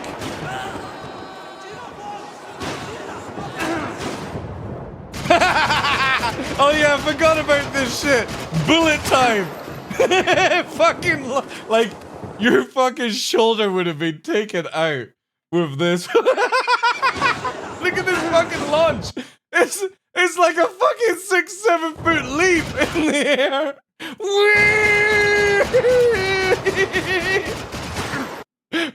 Oh man, your shoulder would be so fucking sharp.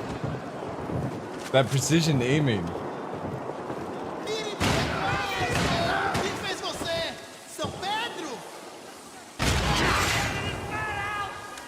Fucking crazy, man. Yeah, that's not bad actually.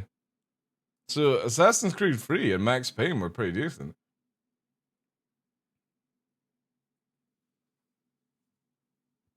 Max Payne was what they made the Grand Theft Auto 5 gunplay.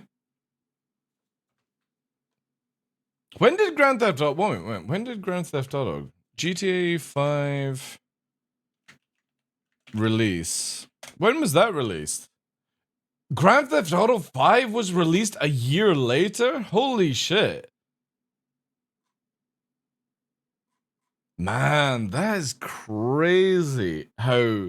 Yeah, if Star Citizen or Squadron 42 had released in 2014, it would have been an absolute shit show, guys. I'm so grateful for the 10 years of working on it. SE should wait still. The problem is, though, if SE waits like another, say, 10 years, I know that's a long time to think about, but if they did another 10 years, it would be so outdated by then, because if you see how AI is building games now, it's insane. I think CIG really need to get this out within the next 3 years, or it might be outdone by somebody else. You know? They've got to be very, very careful.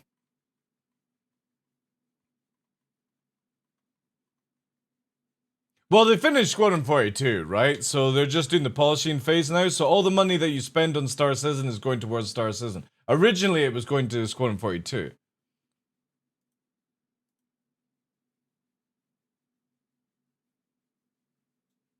Did Rockstar do Max Payne?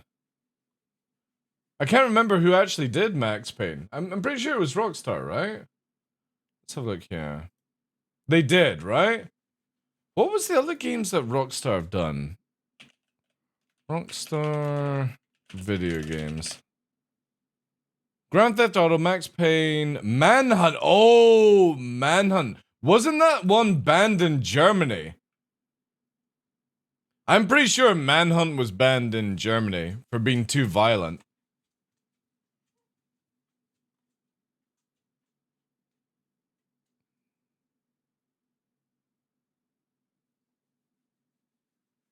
That was controversial. Manhunt and Manhunt 2 were banned, yeah.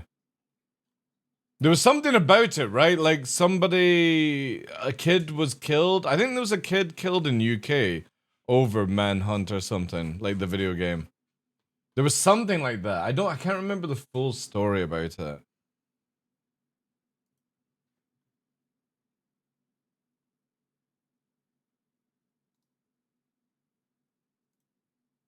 Just looking up here.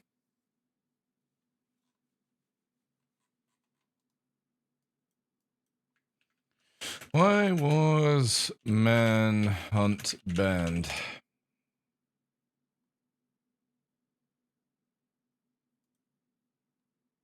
Alright, so Manhunt is a horror video game developed by Rockstar. The video game was released in North America on PlayStation 2. Was banned in various countries around the world to the game's violent content. The sequel, Manhunt 2, was also out to disruption. Right, yeah. Australian censorship, Germany, Malaysia, New Zealand, Saudi Arabia, South Korea. Banned the game in 2015, subjecting import confiscated due to high impact, glory violence. I don't think I ever played this game, to be fair.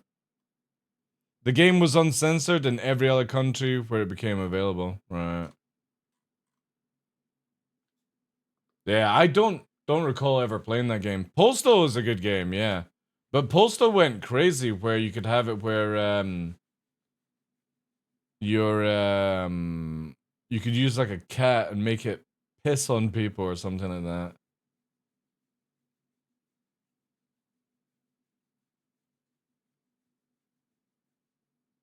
Billy was another good one by Rockstar. I've only played obviously Grand Theft Auto, the first Max Payne, and I think that's all the Rockstar games I've ever played.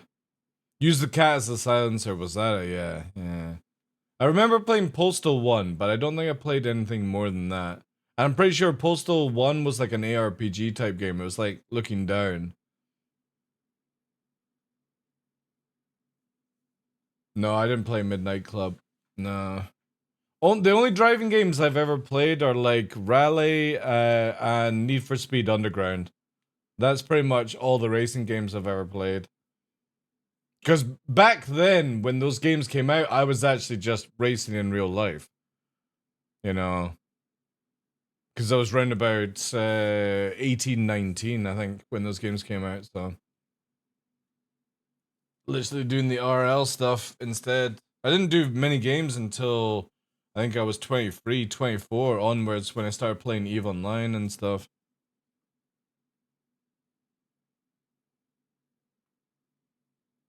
Combine them both for Grand Theft Auto 5? Ah, that's crazy.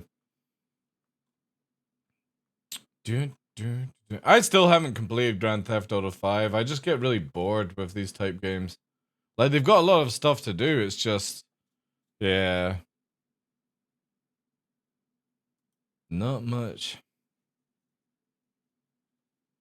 Max Payne 1 and 2 were made by the same studio that made Alien Wake. Oh, nice. Alan Wake, sorry.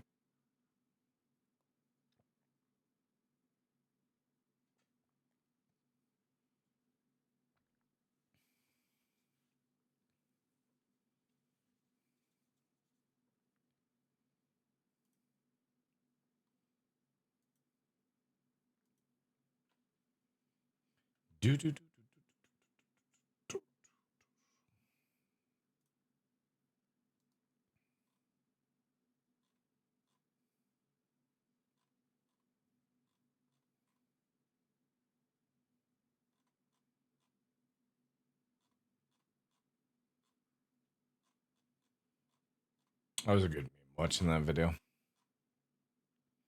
A good meme.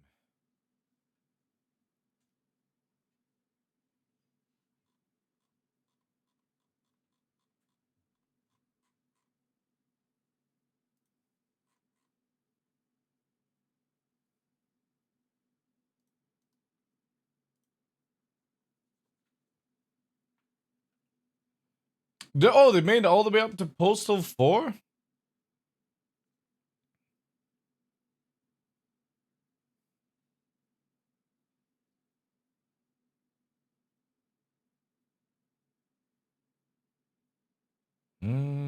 Sons of the Forest is another game I've not played.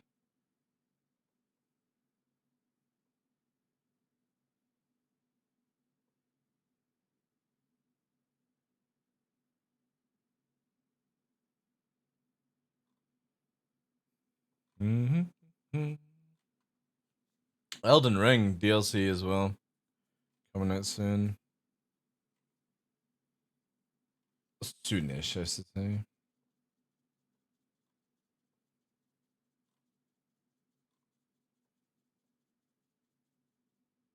Alright, let's have a look at yeah. VKB Stacks is a versatile gaming device offering a flexible range of functions, from minimalist to comprehensive. Not only the standard STEM and ATEM extension modules can be used, but also SEM, THQ, and FSMGA, allowing for mixed functional capabilities. Thus, the system can be expanded from a single Stax Mini to a massive control center with over 100 buttons and 12 axes. Why every time I look at VKB does it just look cheap fucking like Toys R Us junk? You know what I mean? Wow. Modern wow. Bottle grips are modules of It the just device. looks so Many controls cheap. are covered with rubber for a better tactile feel. Any control can be reached Like, without look at removing that, your palm. right? Better tactile controls When are he's covered moving with here, rubber look, you can see for right a better in. tactile feel. Any control can be reached without removing It your does palm look from the grip. super cheap, The right like- grip has 5 modular slots. The user can also choose the color of the rubber pads. Grips can be locked in one. The lock is not only mechanical, but also electronic, with an optical sensor, large friction clutches, glass reinforced I hope it's got an actual base. stress-resistant plastic.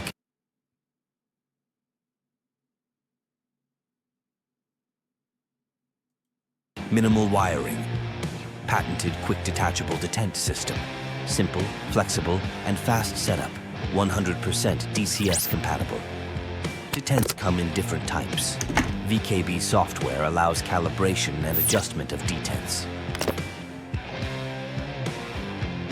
Grip load can be quickly and Hard easily weight shoot? adjusted. Yeah, you just use mouse and keyboard now for master modes. Needless to say, all stacks are ready to be installed on UCM mounts. A special feature is the accessory Man, these just look so bad. magazine. Everything is at hand. Interchangeable modules, caps, detent kits, detent frames will never get lost if stored in the magazine.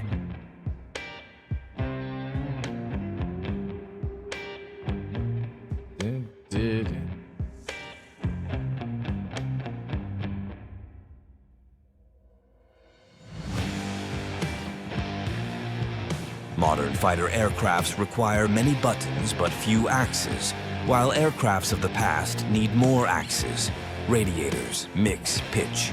Using unique Stex modularity, adding different extension modules to your setup allows you to extend your control system infinitely and conveniently fly different types of aircraft. Simply because with VKB, this universe is yours. They definitely need like a different voiceover kind of person.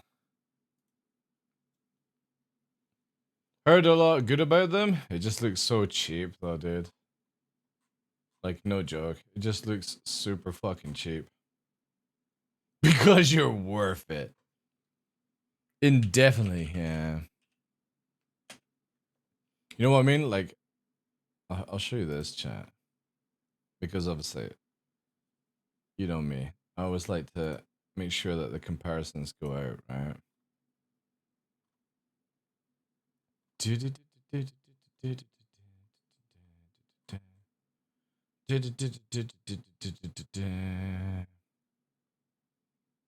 So it's like here, right?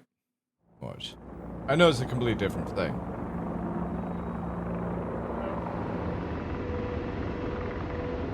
See what I mean? Like with the quality of video?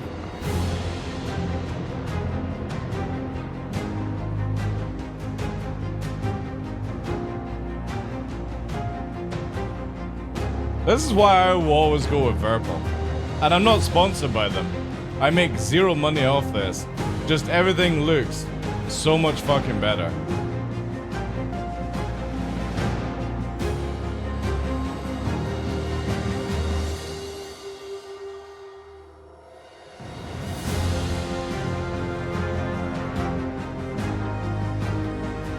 But like, you don't have a voiceover, right? Just nicer camera panning.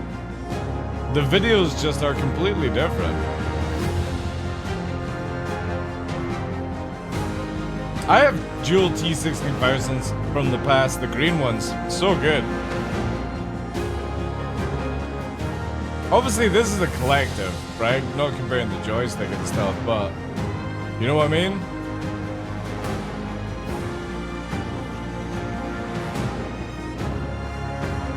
Why is CIG not patch MM? Because they're waiting for a free 23 for that module, that's why. I got 2 of my greens still next door, BDSM. And they're amazing. They've never broken once in like the 2 years I used them. Oh, look at that patchy.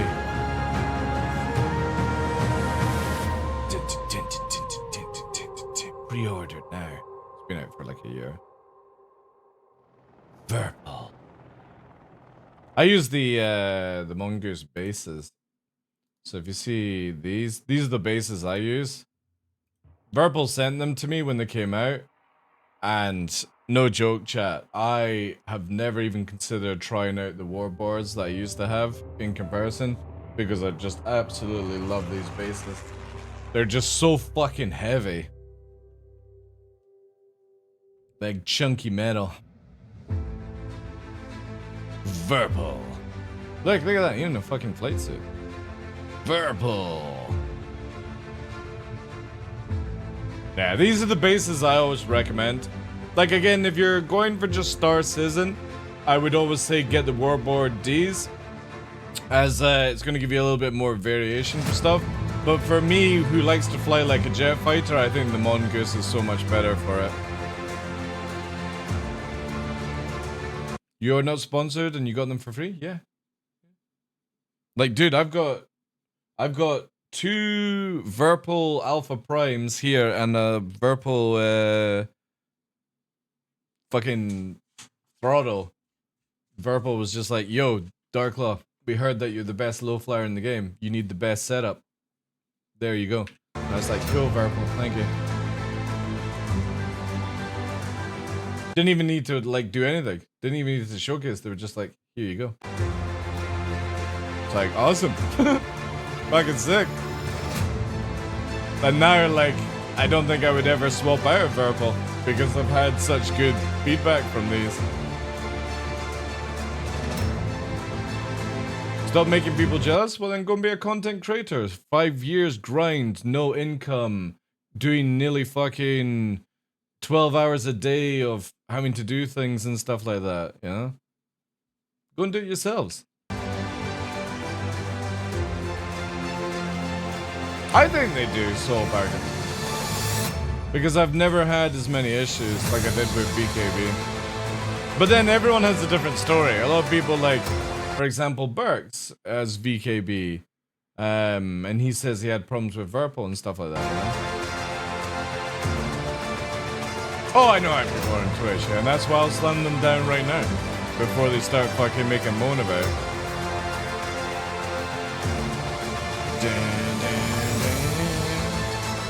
I've heard good things about the collectives. Again, I don't fly helicopters, but I think Moist Noodle has the collective. I know Noobaplayer has the collective as well. Star Citizen! Wow.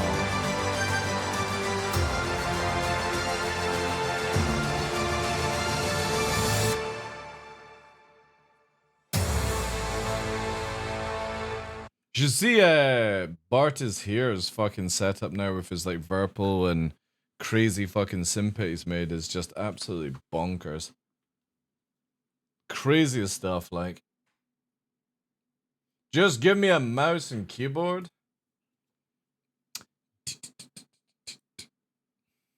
A mouse. Also, exclamation mark TOBII in chat.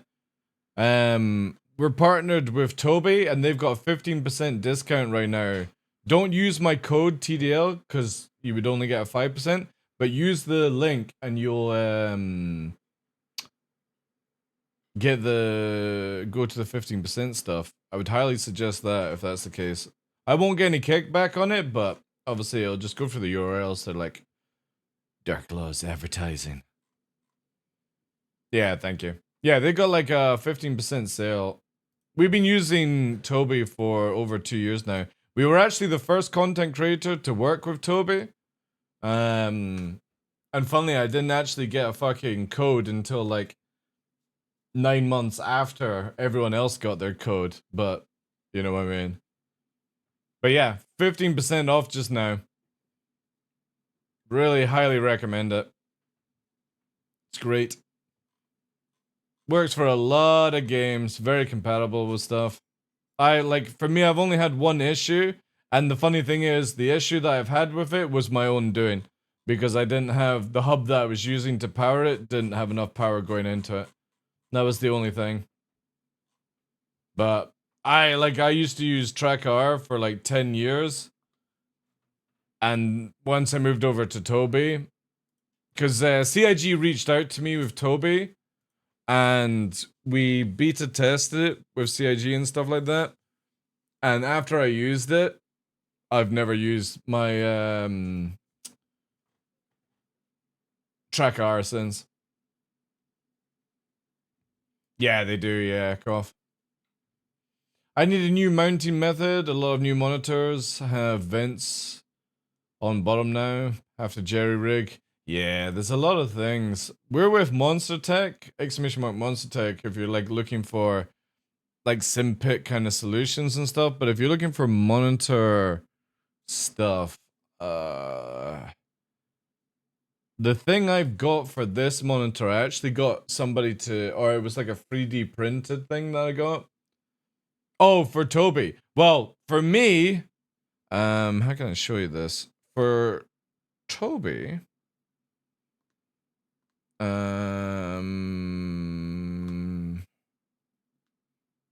yeah, I actually have my Toby on top of my Stream Deck. Right? So obviously the monitor would be here naturally, and it's a curved monitor. But I have the Toby here, so when I'm leaning back, it's within arm reach. And it's just down below.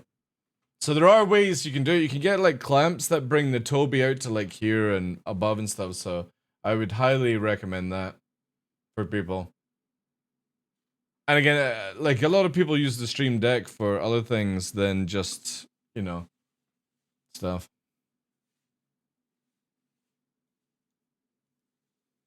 Like I could probably find a use for a Stream Deck on just normal gaming, basically.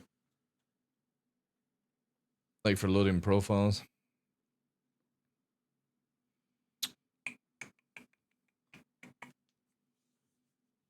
Aubergine, eggplant. Alright, chat, what do you think we should delve into? Actually play the game? Or Helldivers? What do you think? I'm just trying to think of what I can actually do. Because we've done 5 of 5 on Overdrive. We did that on the first day with Burks and co.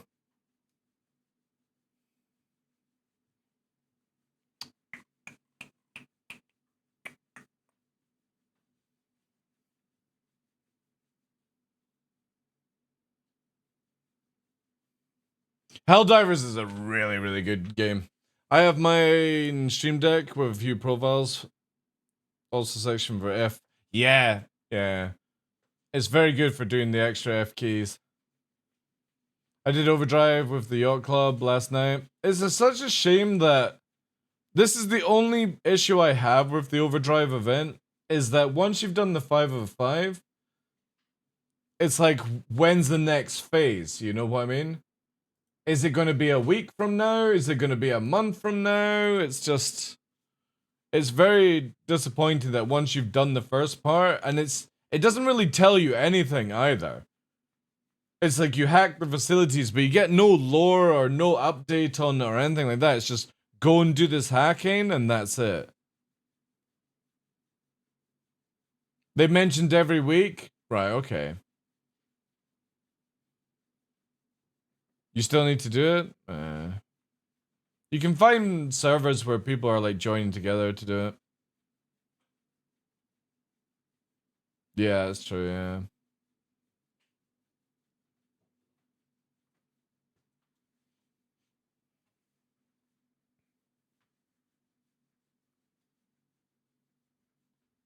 Every 10 days? So if they're saying there's a phase... Yeah, it can't be every week, guys. To do a different 5. Because that'd be 1, 2, 3, 4, 5, 6, 7, 8. Nearly 8 weeks of phases. So I think it's going to be every 2 weeks minimum, I think. I can't see CIG have set up fucking every week a different phase system. Maybe they have.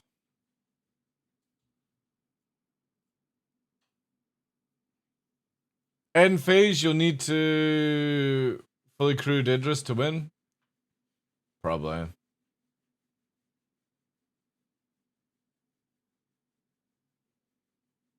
Yeah, I kind of, like, that's actually a good idea, Zersty. I might get some Xenofret armor, right? Also, there has to be a phase which totally bugs. That's true. Yeah, I wish they were. That's the biggest thing I have, Pilgrim, right?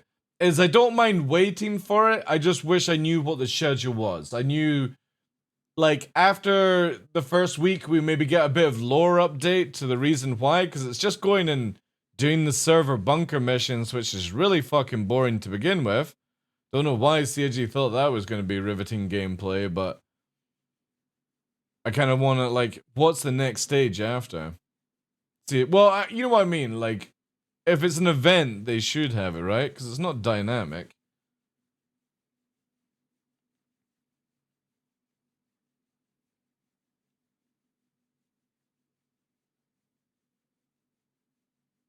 Stopping them getting the F7A token and the backlash that oh, dude, I am fully expecting that cough. The backlash of why I can't get my free F7A upgrade. Because, yeah, like Mojo said, you need to have a fully crewed Idris that not everyone can do. And here's where they'll be like, but if you still want your upgrade for another $100, you can buy the F7A upgrade token that you couldn't get for free because not everyone could get it because it's locked behind a wall of owning an Idris or something like that, right? I'm fully expecting that, chat. I'm pretty certain they're gonna sell the actual upgrade.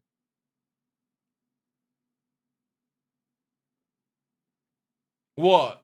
So you have to, yeah, but you have to buy the Mark II and then 100 upgrade, dude? I don't know if that's a steal.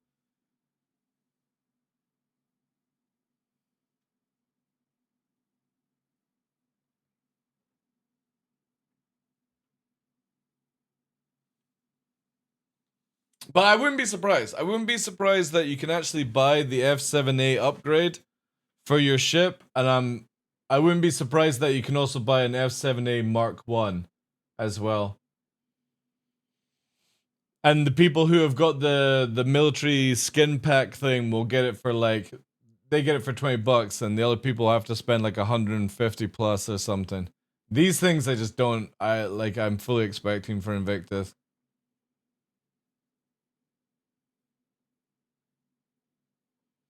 Now the cause will be I have to take a Saber Raven or well, I've got 2 Saber Ravens and 1 Mustang Omega, so I can lend a Raven to somebody if need be. To be fair, I heard that the Raven is actually really powerful right now in the verse. Like once you take somebody's shields and EMP, that's it, they're fucking done.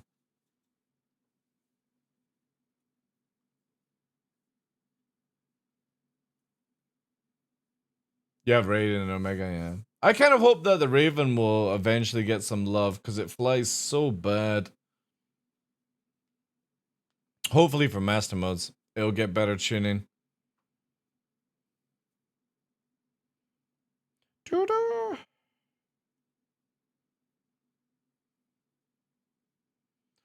Like, no joke, I'm kind of hoping that we could join the Xenofret side, Mojo, and still get the upgrade token, you know what I mean? I wouldn't mind that, where we could actually side with Xenofret. Maybe you got a Xenofret skin as well if you did it that way, or if you do the UE side, you get the military skin, if you do Xenofret, you get the pirate skin, right?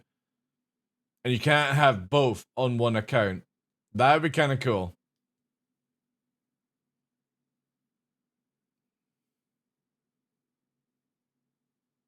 Purple digital camo. Well, the thing is though, is like the Xenofret guys, like you're talking about the Ninetales is purple and stuff, but Xenofret is red. Red and black. Their new helmet that's in game is actually pretty cool. But I had one, and for some reason it's disappeared out of my inventory, so I need to go back and get some of that armor, because it does look good. Maybe that's something we could do tomorrow. Or maybe... Wait, do you get the boss armor just from the 505, is it? Because in the first 4, I never saw the boss. I wonder if you could farm it as well. Not that I doubt we'll be able to keep it, because obviously if they do a wipe in 323. Mm.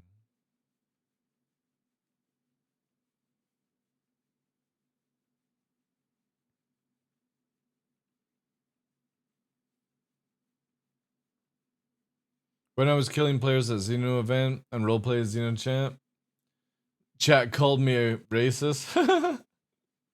You know, in Pyro, you can actually side with Xeno, right? So you've got the Rough and Ready, I think it's called. You've got Xenothreat you can side with in Pyro, which I'm probably going to side with Xenothreat. Because their station is called something... What's it called, actually? What? Star Citizen Pyro Xenothreat Station. Is it Ruin? That's it. Yeah, Ruin Station.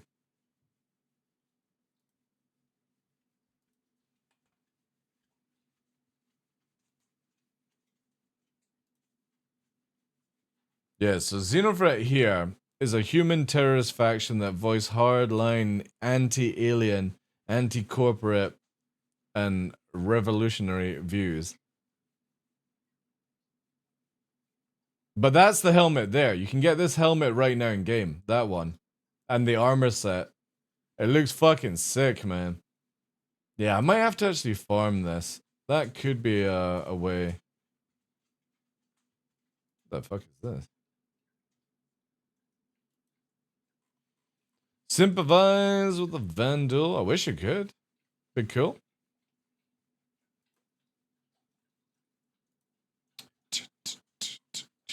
But yeah, they've got, they are current controlling power on the Rune Station in Pyro.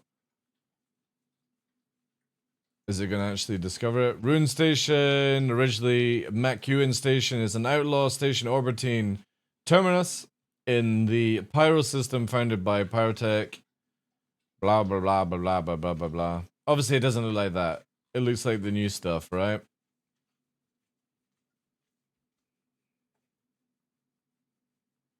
And Spider. This will be another place I can't wait to get when we get the Nick system. Spider, which is just lots of ships. It's like basically Tortuga kind of jazz, right? I can't wait for this, man.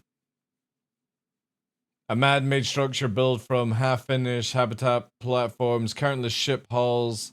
It's just literally Tortuga kind of jazz. I don't know when we'll get that, though.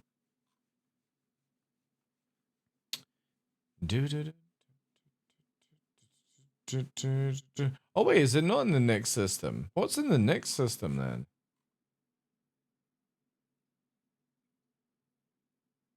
It's in the... Oh, it's in the Carthar. Right. What's the one in next, then? But I'm not talking about Levski.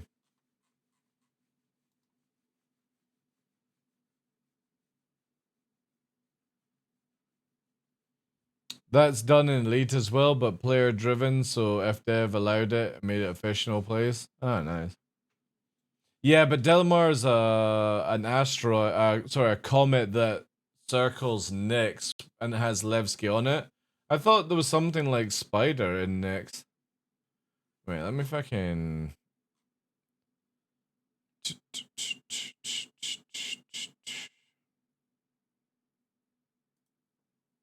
Because I'm pretty sure Pyro connects to Nyx, right?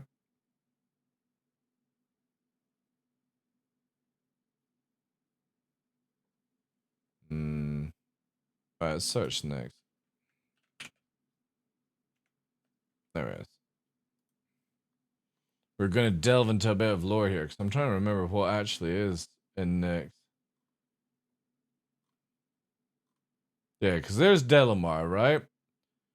Which is a moon-sized asteroid, hidden depth in the ring. Oh, it's actually changed from a comet now. Okay. Or maybe it was an asteroid beforehand.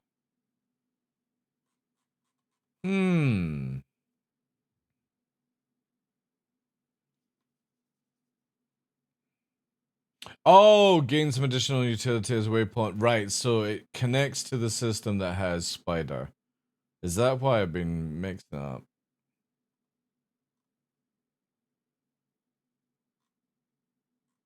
No. What was the spider connected to?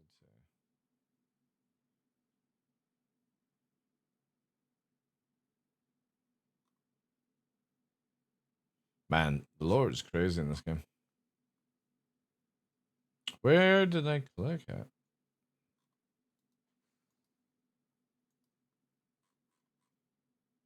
Rune Station.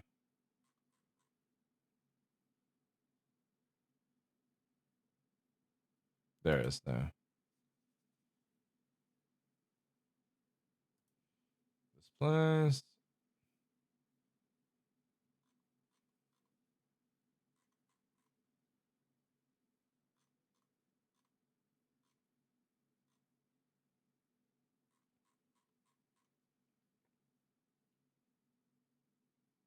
Currently no plants. Alright, okay. Interesting. Spider isn't the only landing platform in the current system. Stray signals. Alright.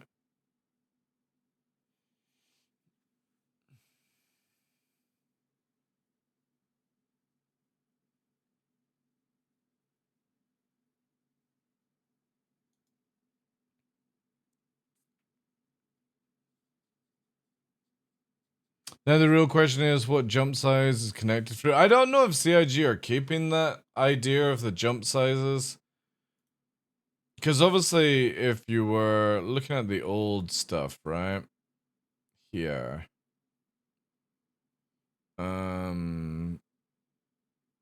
This is the old 2D map, right?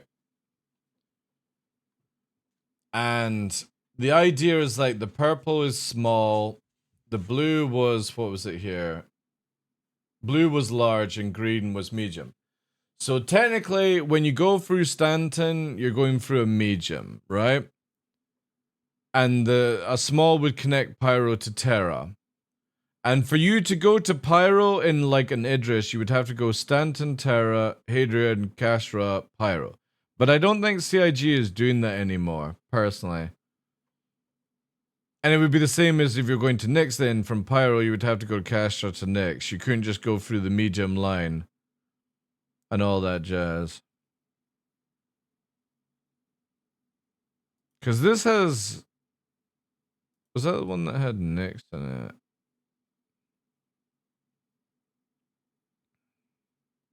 No, it's here. That's where Nyx, Spider is. Down here. So you'd have to do Stanton, Magnus, LS, Nexus into there. If you're going in with a large ship. Hey, thank you, Commander Friend. Pretty sure I did. But I don't think CIG is doing this idea anymore. I think they're just going with, like, for the beginning, a wormhole is a Beacon wormhole. underscore events is now following. Thank you, Beacon. How you doing, guys? Plotting your course in 2015? Yeah, I actually like this idea, Mojo. You know what I mean? Like, if you're in Terra and you had a small ship, you could actually go straight to Pyro instead of going to, like, Terra to Stanton and then going to Pyro. You could cut across, right? I did like how CIG were planning this out. And where nearly every system, like Kano, for example, you could never go there with an Idris because it would be too big. But then they had these systems that didn't have any, like, gates or anything, you know? Maybe they'll change it. And I kind of like the idea that you would have to go around the long way. So instead of just going through one gate, you would go Terra, Hadrian, Castra to Pyro. And that means that it takes you a while to get your capital fleet around, you know? It might slow players down. Again, I don't know, man. It's the same way they had Banu, they had the Vandal Space, Xian was up here, and yeah, obviously Tavaran don't have any space because they've lost it all, right? Maybe we'll get this. I don't know. That map is very, very old, though.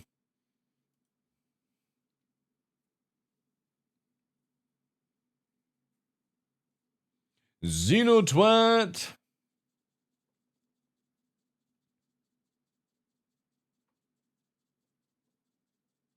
Have they upgraded the star map? Whoa, for in-game, or are you talking about the website one, Denny?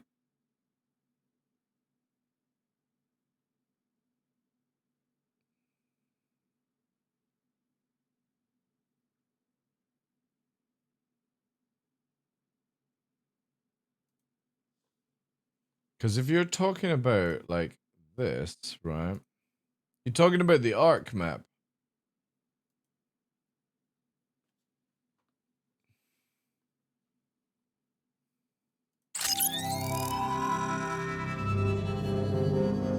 God, it's so loud.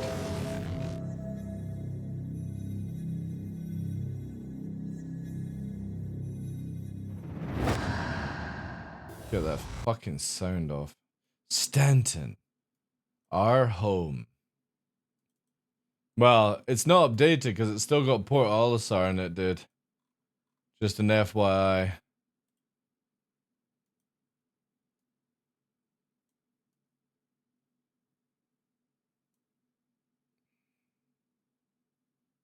And it's also got Cry Astro services. That's no longer in the game. What's this one?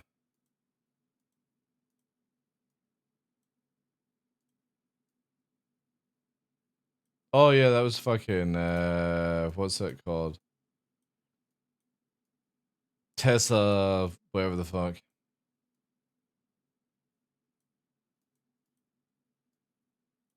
Yeah, nobody's touched this in a very long time. Another one of CIG's, I would imagine this will eventually become like the one that's in game. Like the new one. I think they'll scrap this, even though it's been pretty cool for all these years. Because again, you could actually go through. Let's go through the wormhole chat. Way! We're going through! We're into Pyro! We're the first players there! Woo! You know? Because here, you've got Bloom, right? Oh yeah, you do have Terminus. And we do have... there, Ruin. So that's where the Xeno are going to be, right? And this is how big you actually see the system, because in the playtest, we only had Pyro 1 and like Bloom and stuff. We had the center ring, but when you see the outer ring, it's fucking crazy, man.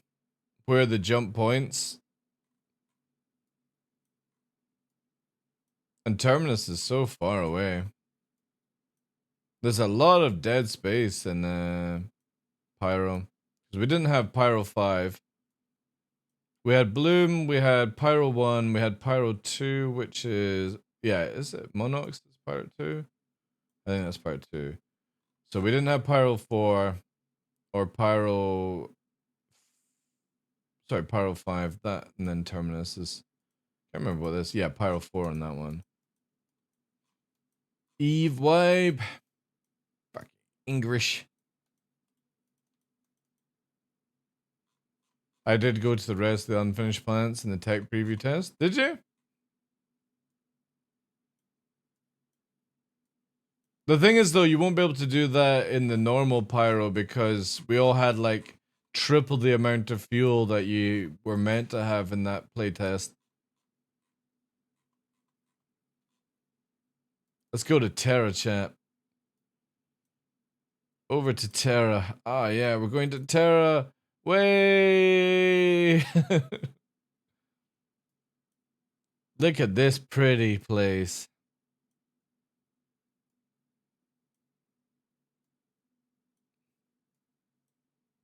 Alright, Danny, take care of it. Henge cluster. Again, it's crazy that we've had this map system for a long, long time now. A long time. And they're like, if we're going to Vandul, Voodoo, Virgo. Because we're getting Odin. I think Odin, Nyx, Pyro. Yeah. This one is obviously in Squadron 42 because it's got the coil. The coil!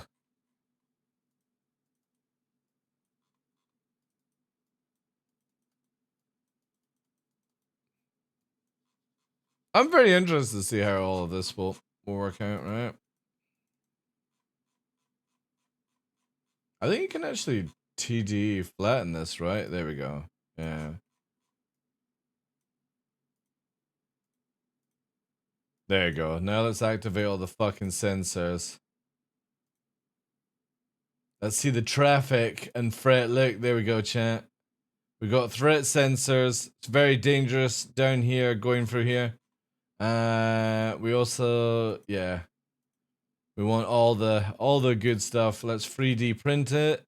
There we go. Oh my god. You didn't even know that this website has all the power. It doesn't do anything. It's just really fucking fancy looking. And it does nothing. Absolutely nothing. Like danger trade routes. Let's look population. Look at the population, chat. Oh my god, it's Quanta. Stanton is a high population server system. Look. Odin, or Oso, sorry, is a bit low. That's the economy. Oh, look at the economy, chat. Low economy on Oso. Where do we go? All of these, yeah.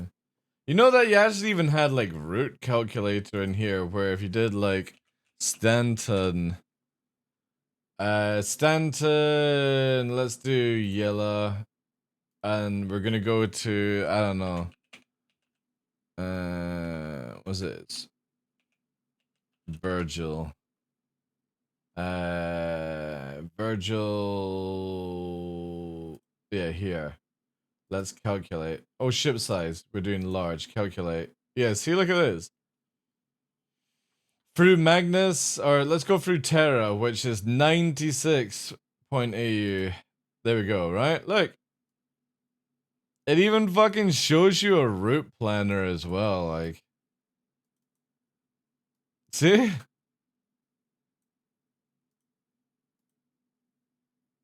It's fucking bonkers, man. And then you would head over to Stanton. Go through Stanton. Then you would go over to fucking here. Oh, you're departing, sorry, to Terra. Yeah. There you go. So we go to Terra. Actually, it's not letting me click it, right? Can you actually even do... Oh, yeah, the next phase. Look. It's fucking crazy. It's even automatically fucking transferring you. It tells you 4.0 AU. Wow. I'm buying it still. Turbulent team in action on the map back in the day, right? Yeah. But you know what I mean? We've had this for like, I want to say 6+ years, Galathir. And all it is just a fancy fucking background, right? But it had all the features that you actually wanted. Like you could bookmark. You can actually save bookmarks in this, you know? Castra. Crazy, man. Yeah, it's a long time, but again, it never needed to, like, it had everything. You could even go to like back, right? Pan out. The old Arc map. Well, I think what CIG will do is what they've done for the in-game one, I would actually imagine it to be in a new website or something like that, right? Oh, I've already closed it down, sorry, wanted.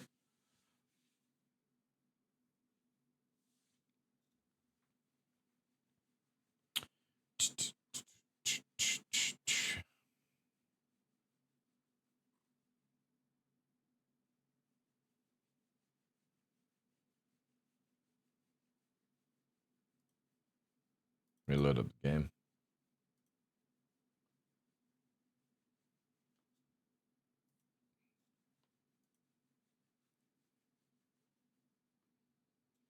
300 plus AU in size? Oh my god. Yeah, there we go. When talking about long distance flights, there you go. That is going to be an insane travel if they ever bring that one out.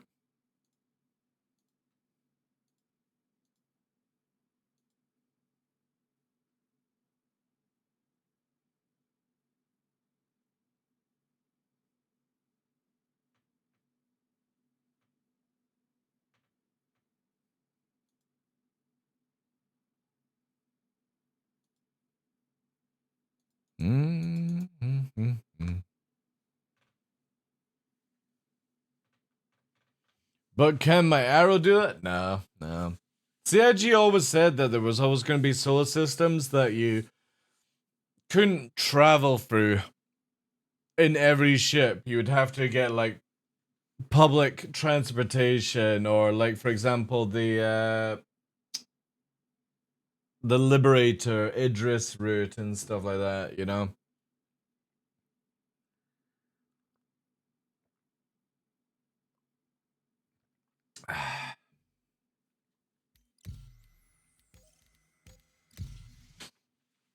I wonder if they will actually finish this game. Yeah, not in our lifetime. Chris Roberts Jr. will take over. Dude, which would be Sky or River. That's the name of his children. Which I actually like. I like the name. Sky and River. And I'm pretty sure it's SKYE as well. For it. Like, what's it called? Alright, I wonder if I can actually pick up a mission here to go and farm the armor. Wonder if that's gonna be a case. I need to find like a server that has people running the mission. Better than what Elon gave? Yeah. I don't have my fucking... my helmet, chat. It got taken away from me. You need a comm array hack? Let me know. For what? Oh, to not... Does it work again? Because I know that if somebody brings, like, in the past patch, if somebody brought down the comm ray, it was broken where you couldn't bring it down if it 30k'd or something. I don't know if CIG has fixed that one, though.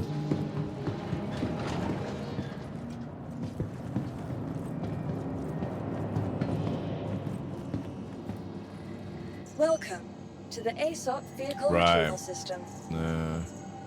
I'm gonna guess it's this Your one. vehicle has been placed.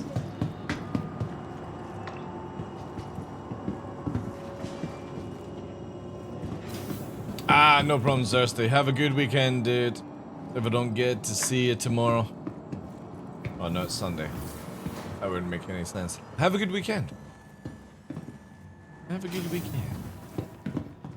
The Pez bug, yeah. I should actually really take this off, right? Yeah, let's put my stuff in here. Yeah. Let's just take this off. Where's my fucking goggles? Has it robbed my goggles already? No, there they are. That's what I need. Alright. Now we need to take this off. Now you put my jumper and shoes on just to roleplay the video, right? Just gotta get in there. Alright, should have here. Let's just get a quick little fucking fruit on the go.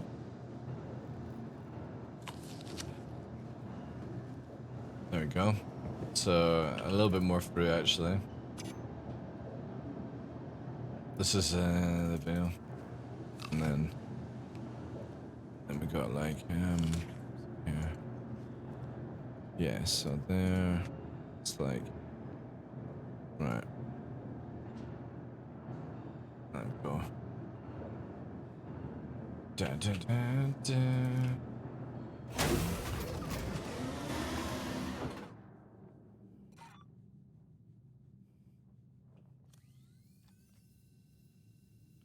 Dun, dun.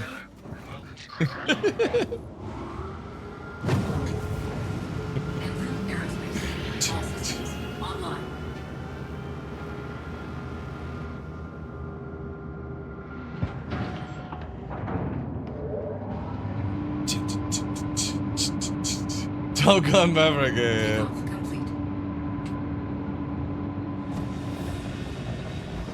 Deed game.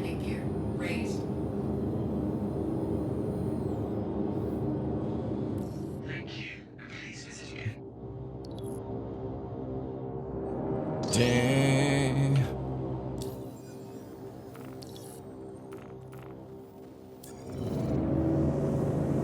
Bull burn.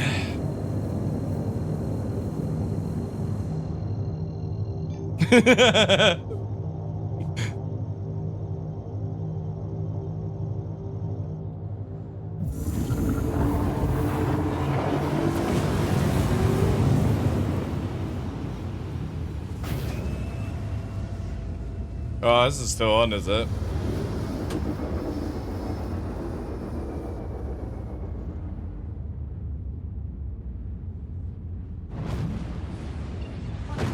Oh yeah.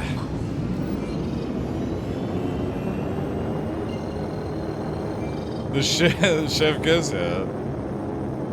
TNA, where the fucking Daymar there is. Montage material? I don't. Well, hey, CIG started it, right?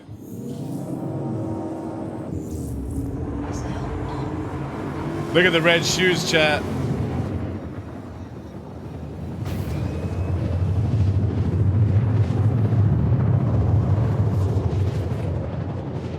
Where is it here? Will burn.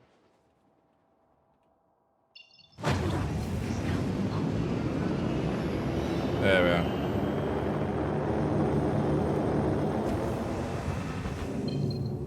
Will burn. Oh, medical rescue.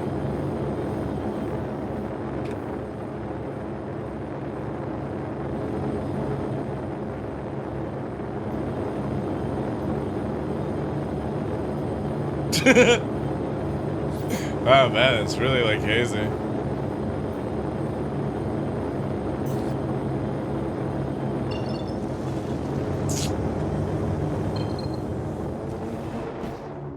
Dun, dun. I didn't go this way, actually.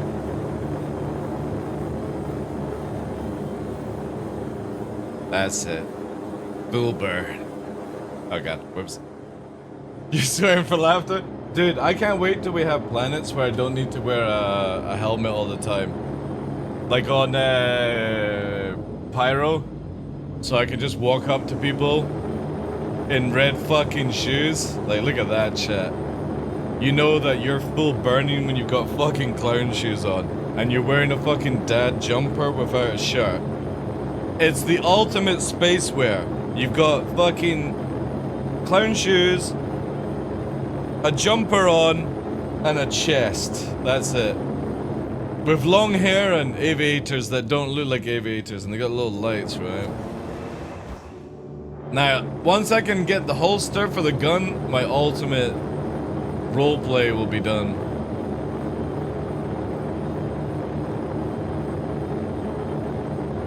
I should actually go to like Microtech so I can get out, right? Because you can do that Microtech, Hearthstone jazz. Yeah, on Daymar though.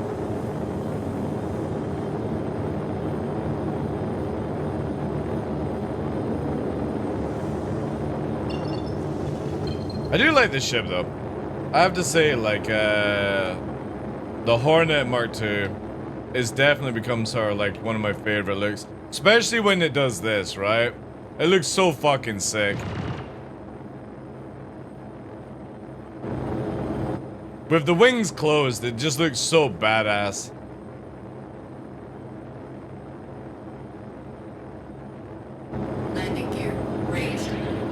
The engine is nice, yeah. It just sounds, again, it's really beefy, you know?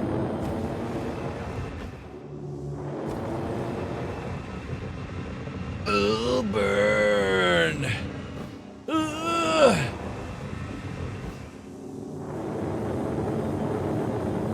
Problem is, without master modes, you get such a horrible drift. Like, it's so sad when you're looping.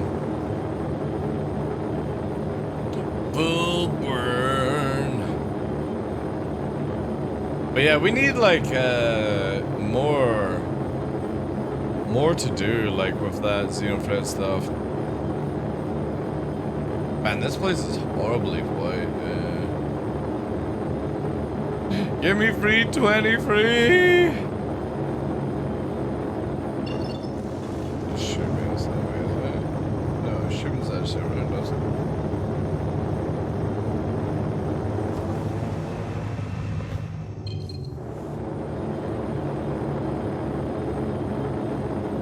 I don't know, Judge. I was actually expecting them to like release a Ghost and Tracker version, but it seems that they're just going for like a standard Hornet just now, which means that next year they could just lay it out, right? Next year they could have a Mark II Ghost. Who knows?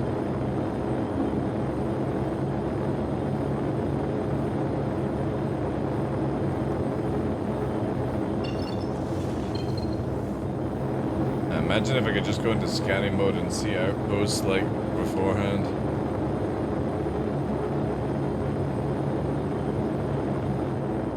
Yeah, do you know that it was in the game, Anderson, 8 years ago, by the way? It's not a new song. You can get it on YouTube, dude. Yeah. Yeah, it was actually in the in-game files 8 years ago in Star Citizen. It's not a new song. Because you used to be able to hear it inside Port Olisar and stuff like that. And CIG are just finally using it, which is amazing.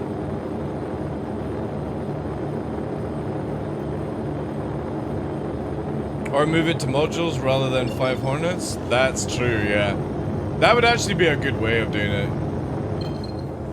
Modularity Hornet. They gotta save money? Hey man, might as well use the song for the advert, right?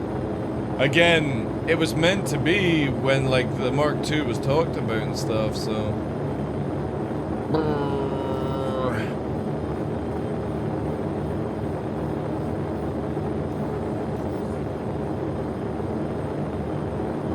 Nobody's at Shubin.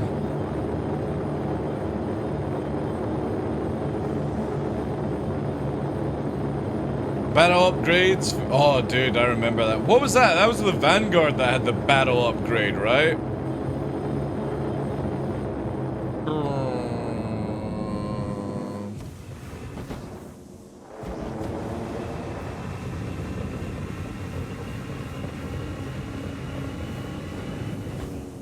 Whoa.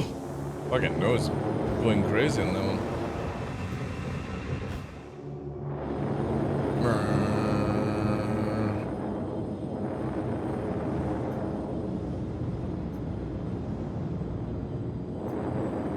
Not even the like other NPC to shoot at, which is really sad.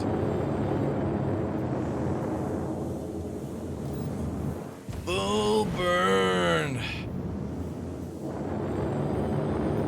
Still the flashy graphics though, right? Man, I like, again, it's just so difficult to play the PU right now.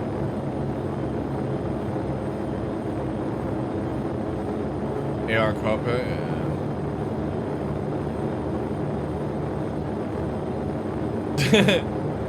No, I think it sounds about right, to be fair.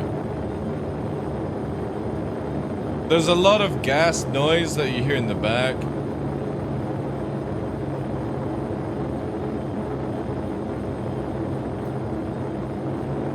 And obviously we don't get the atmosphere effects, because obviously if you open up, right? You don't get the wind anymore anyway. No glass cockpit would actually be fucking sick, man. Look at that. Or if you just didn't have struts. Pure O2. Yeah, no, I don't even have a fucking flight suit on. How am I still breathing, CIG? My immersion, my 10 times the fidelity of a normal AAA game. In 2012. How can I breathe at nearly Mach or over Mach 1? You know what I mean? This is where people always piss me off when they're like, oh my god, Star Citizen's too slow. I'm literally fucking off the deck doing over Mach 1. With a with my canopy up, and I'm not even in I'm in a full burn flight suit. Which is no flight suit. And people are like, oh my god, I need realism. The Star Citizen simulator. It's like, fuck me, man. There's nothing simulated at all in this game. Air density is too low when below Mach 1 to breathe. It just doesn't make any sense, right? Like, if I get out of this ship, I die walking around Daymar, but with the canopy open, nah, it's all good. Does your hair wave when the canopy... Dude, that would be fucking... Imagine if the hair started blowing in the wind. Oh my god, my ginger locks. It's gonna be great, guys. We're off to go and make a full burn movie. Full burn! My immersion's high! Opening the canopy and not dying. Why has this thing got a little fucking light on it? Right, I'm going to Orson chat. I need a new full burn fucking pair of glasses. These are not cinematic enough for me. Sorry. I need proper full burn aviators, not ones with little fucking nerd lights attached to them. We're taking a pit stop here. Look at this shit. It's got a little light. I didn't even realize it. I'm gonna go and put my Vando glasses on. That's it. Oh, we're blacking out. Apparently there's not enough air up here.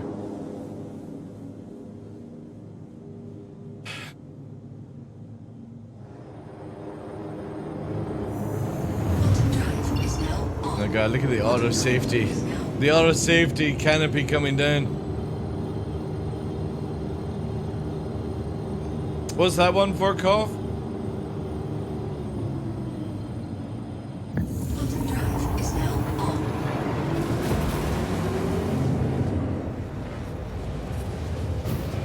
We need, what else can we use? Yeah, this is another song. This is my, by the way, if anybody doesn't know, when we get the Idris, this is my Idris song. Oh god, where the fuck is there? So bright. If only I had aviators on. Oh wait, let me just activate reshade.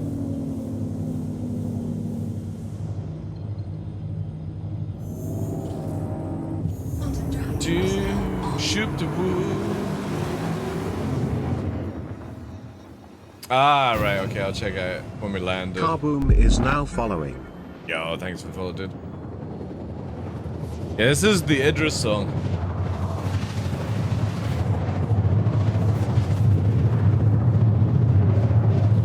Oh, yeah.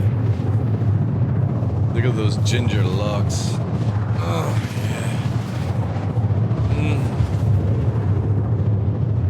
Can't wait till we get Fabio in beard mode. It's gonna be glorious. That shit, I know. I could open a fucking tin.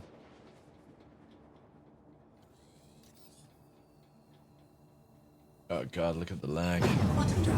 That 10 times the fidelity. Ooh.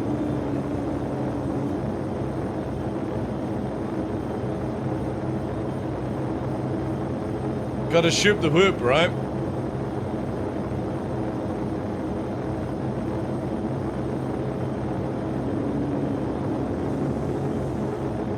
I'm a fair in my laser.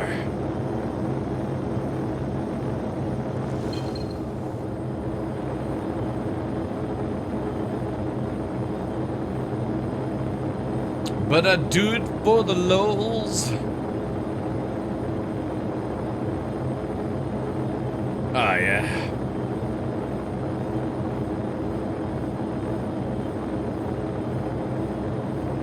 This is an Idrip pilot song. Please visit again.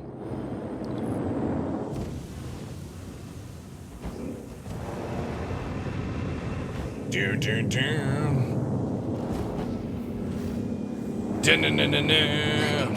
I charge my laser. Oh, where's the fucking landing pad? Oh, there it is. Ooh.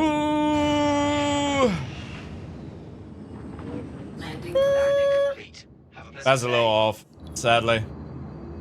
This is gonna be a 7, I think.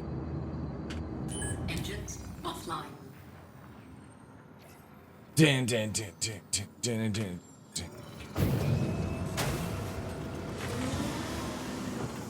Not even? You think it's a 5? Yeah.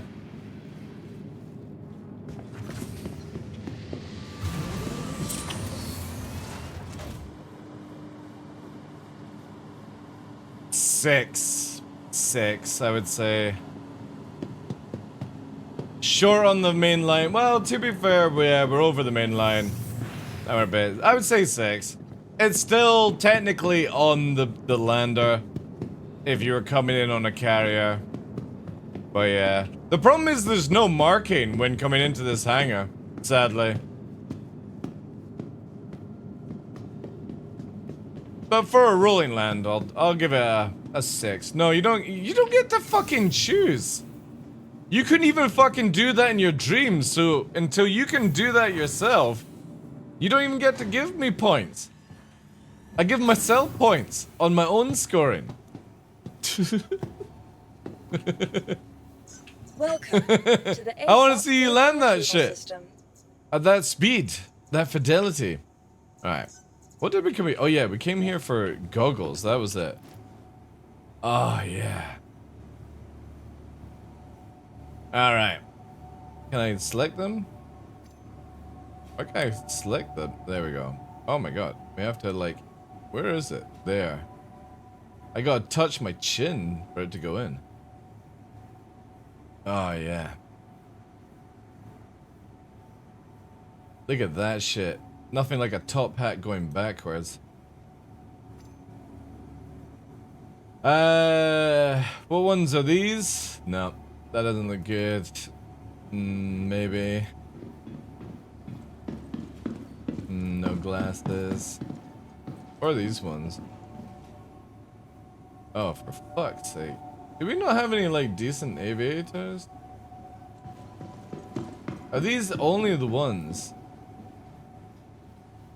What about the Vandal ones from 2019? Look at these fucking monstrosities. Look at this shit. A fucking pair of Vandal glasses. Ah, yeah. I should wear the Vandal hat as well. Not many people had this. You only got this at CitizenCon 2019. Where is it?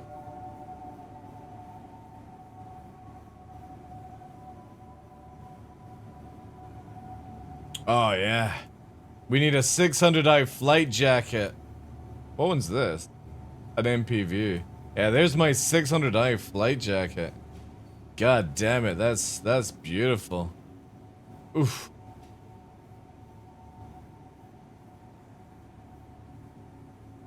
Oh, yeah.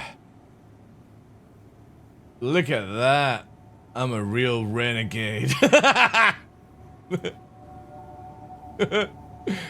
Oh, yeah. The biker jacket. Fuck's sake. I forgot how fucking memey these things are, right? Let's see. What's this shit? Where's the hat? Wow, I've got so many flight jackets. Let's do this. That can't be everything of mine. Where is the Vandal helmet? Or Vandal hat? Is that there? Oh, that's the Theaters of War. Yeah. Oh shit. It makes the glasses even more. It fucking. Look at that tiny little bit of hair as well. Holy shit. It just stretched out the glasses massively.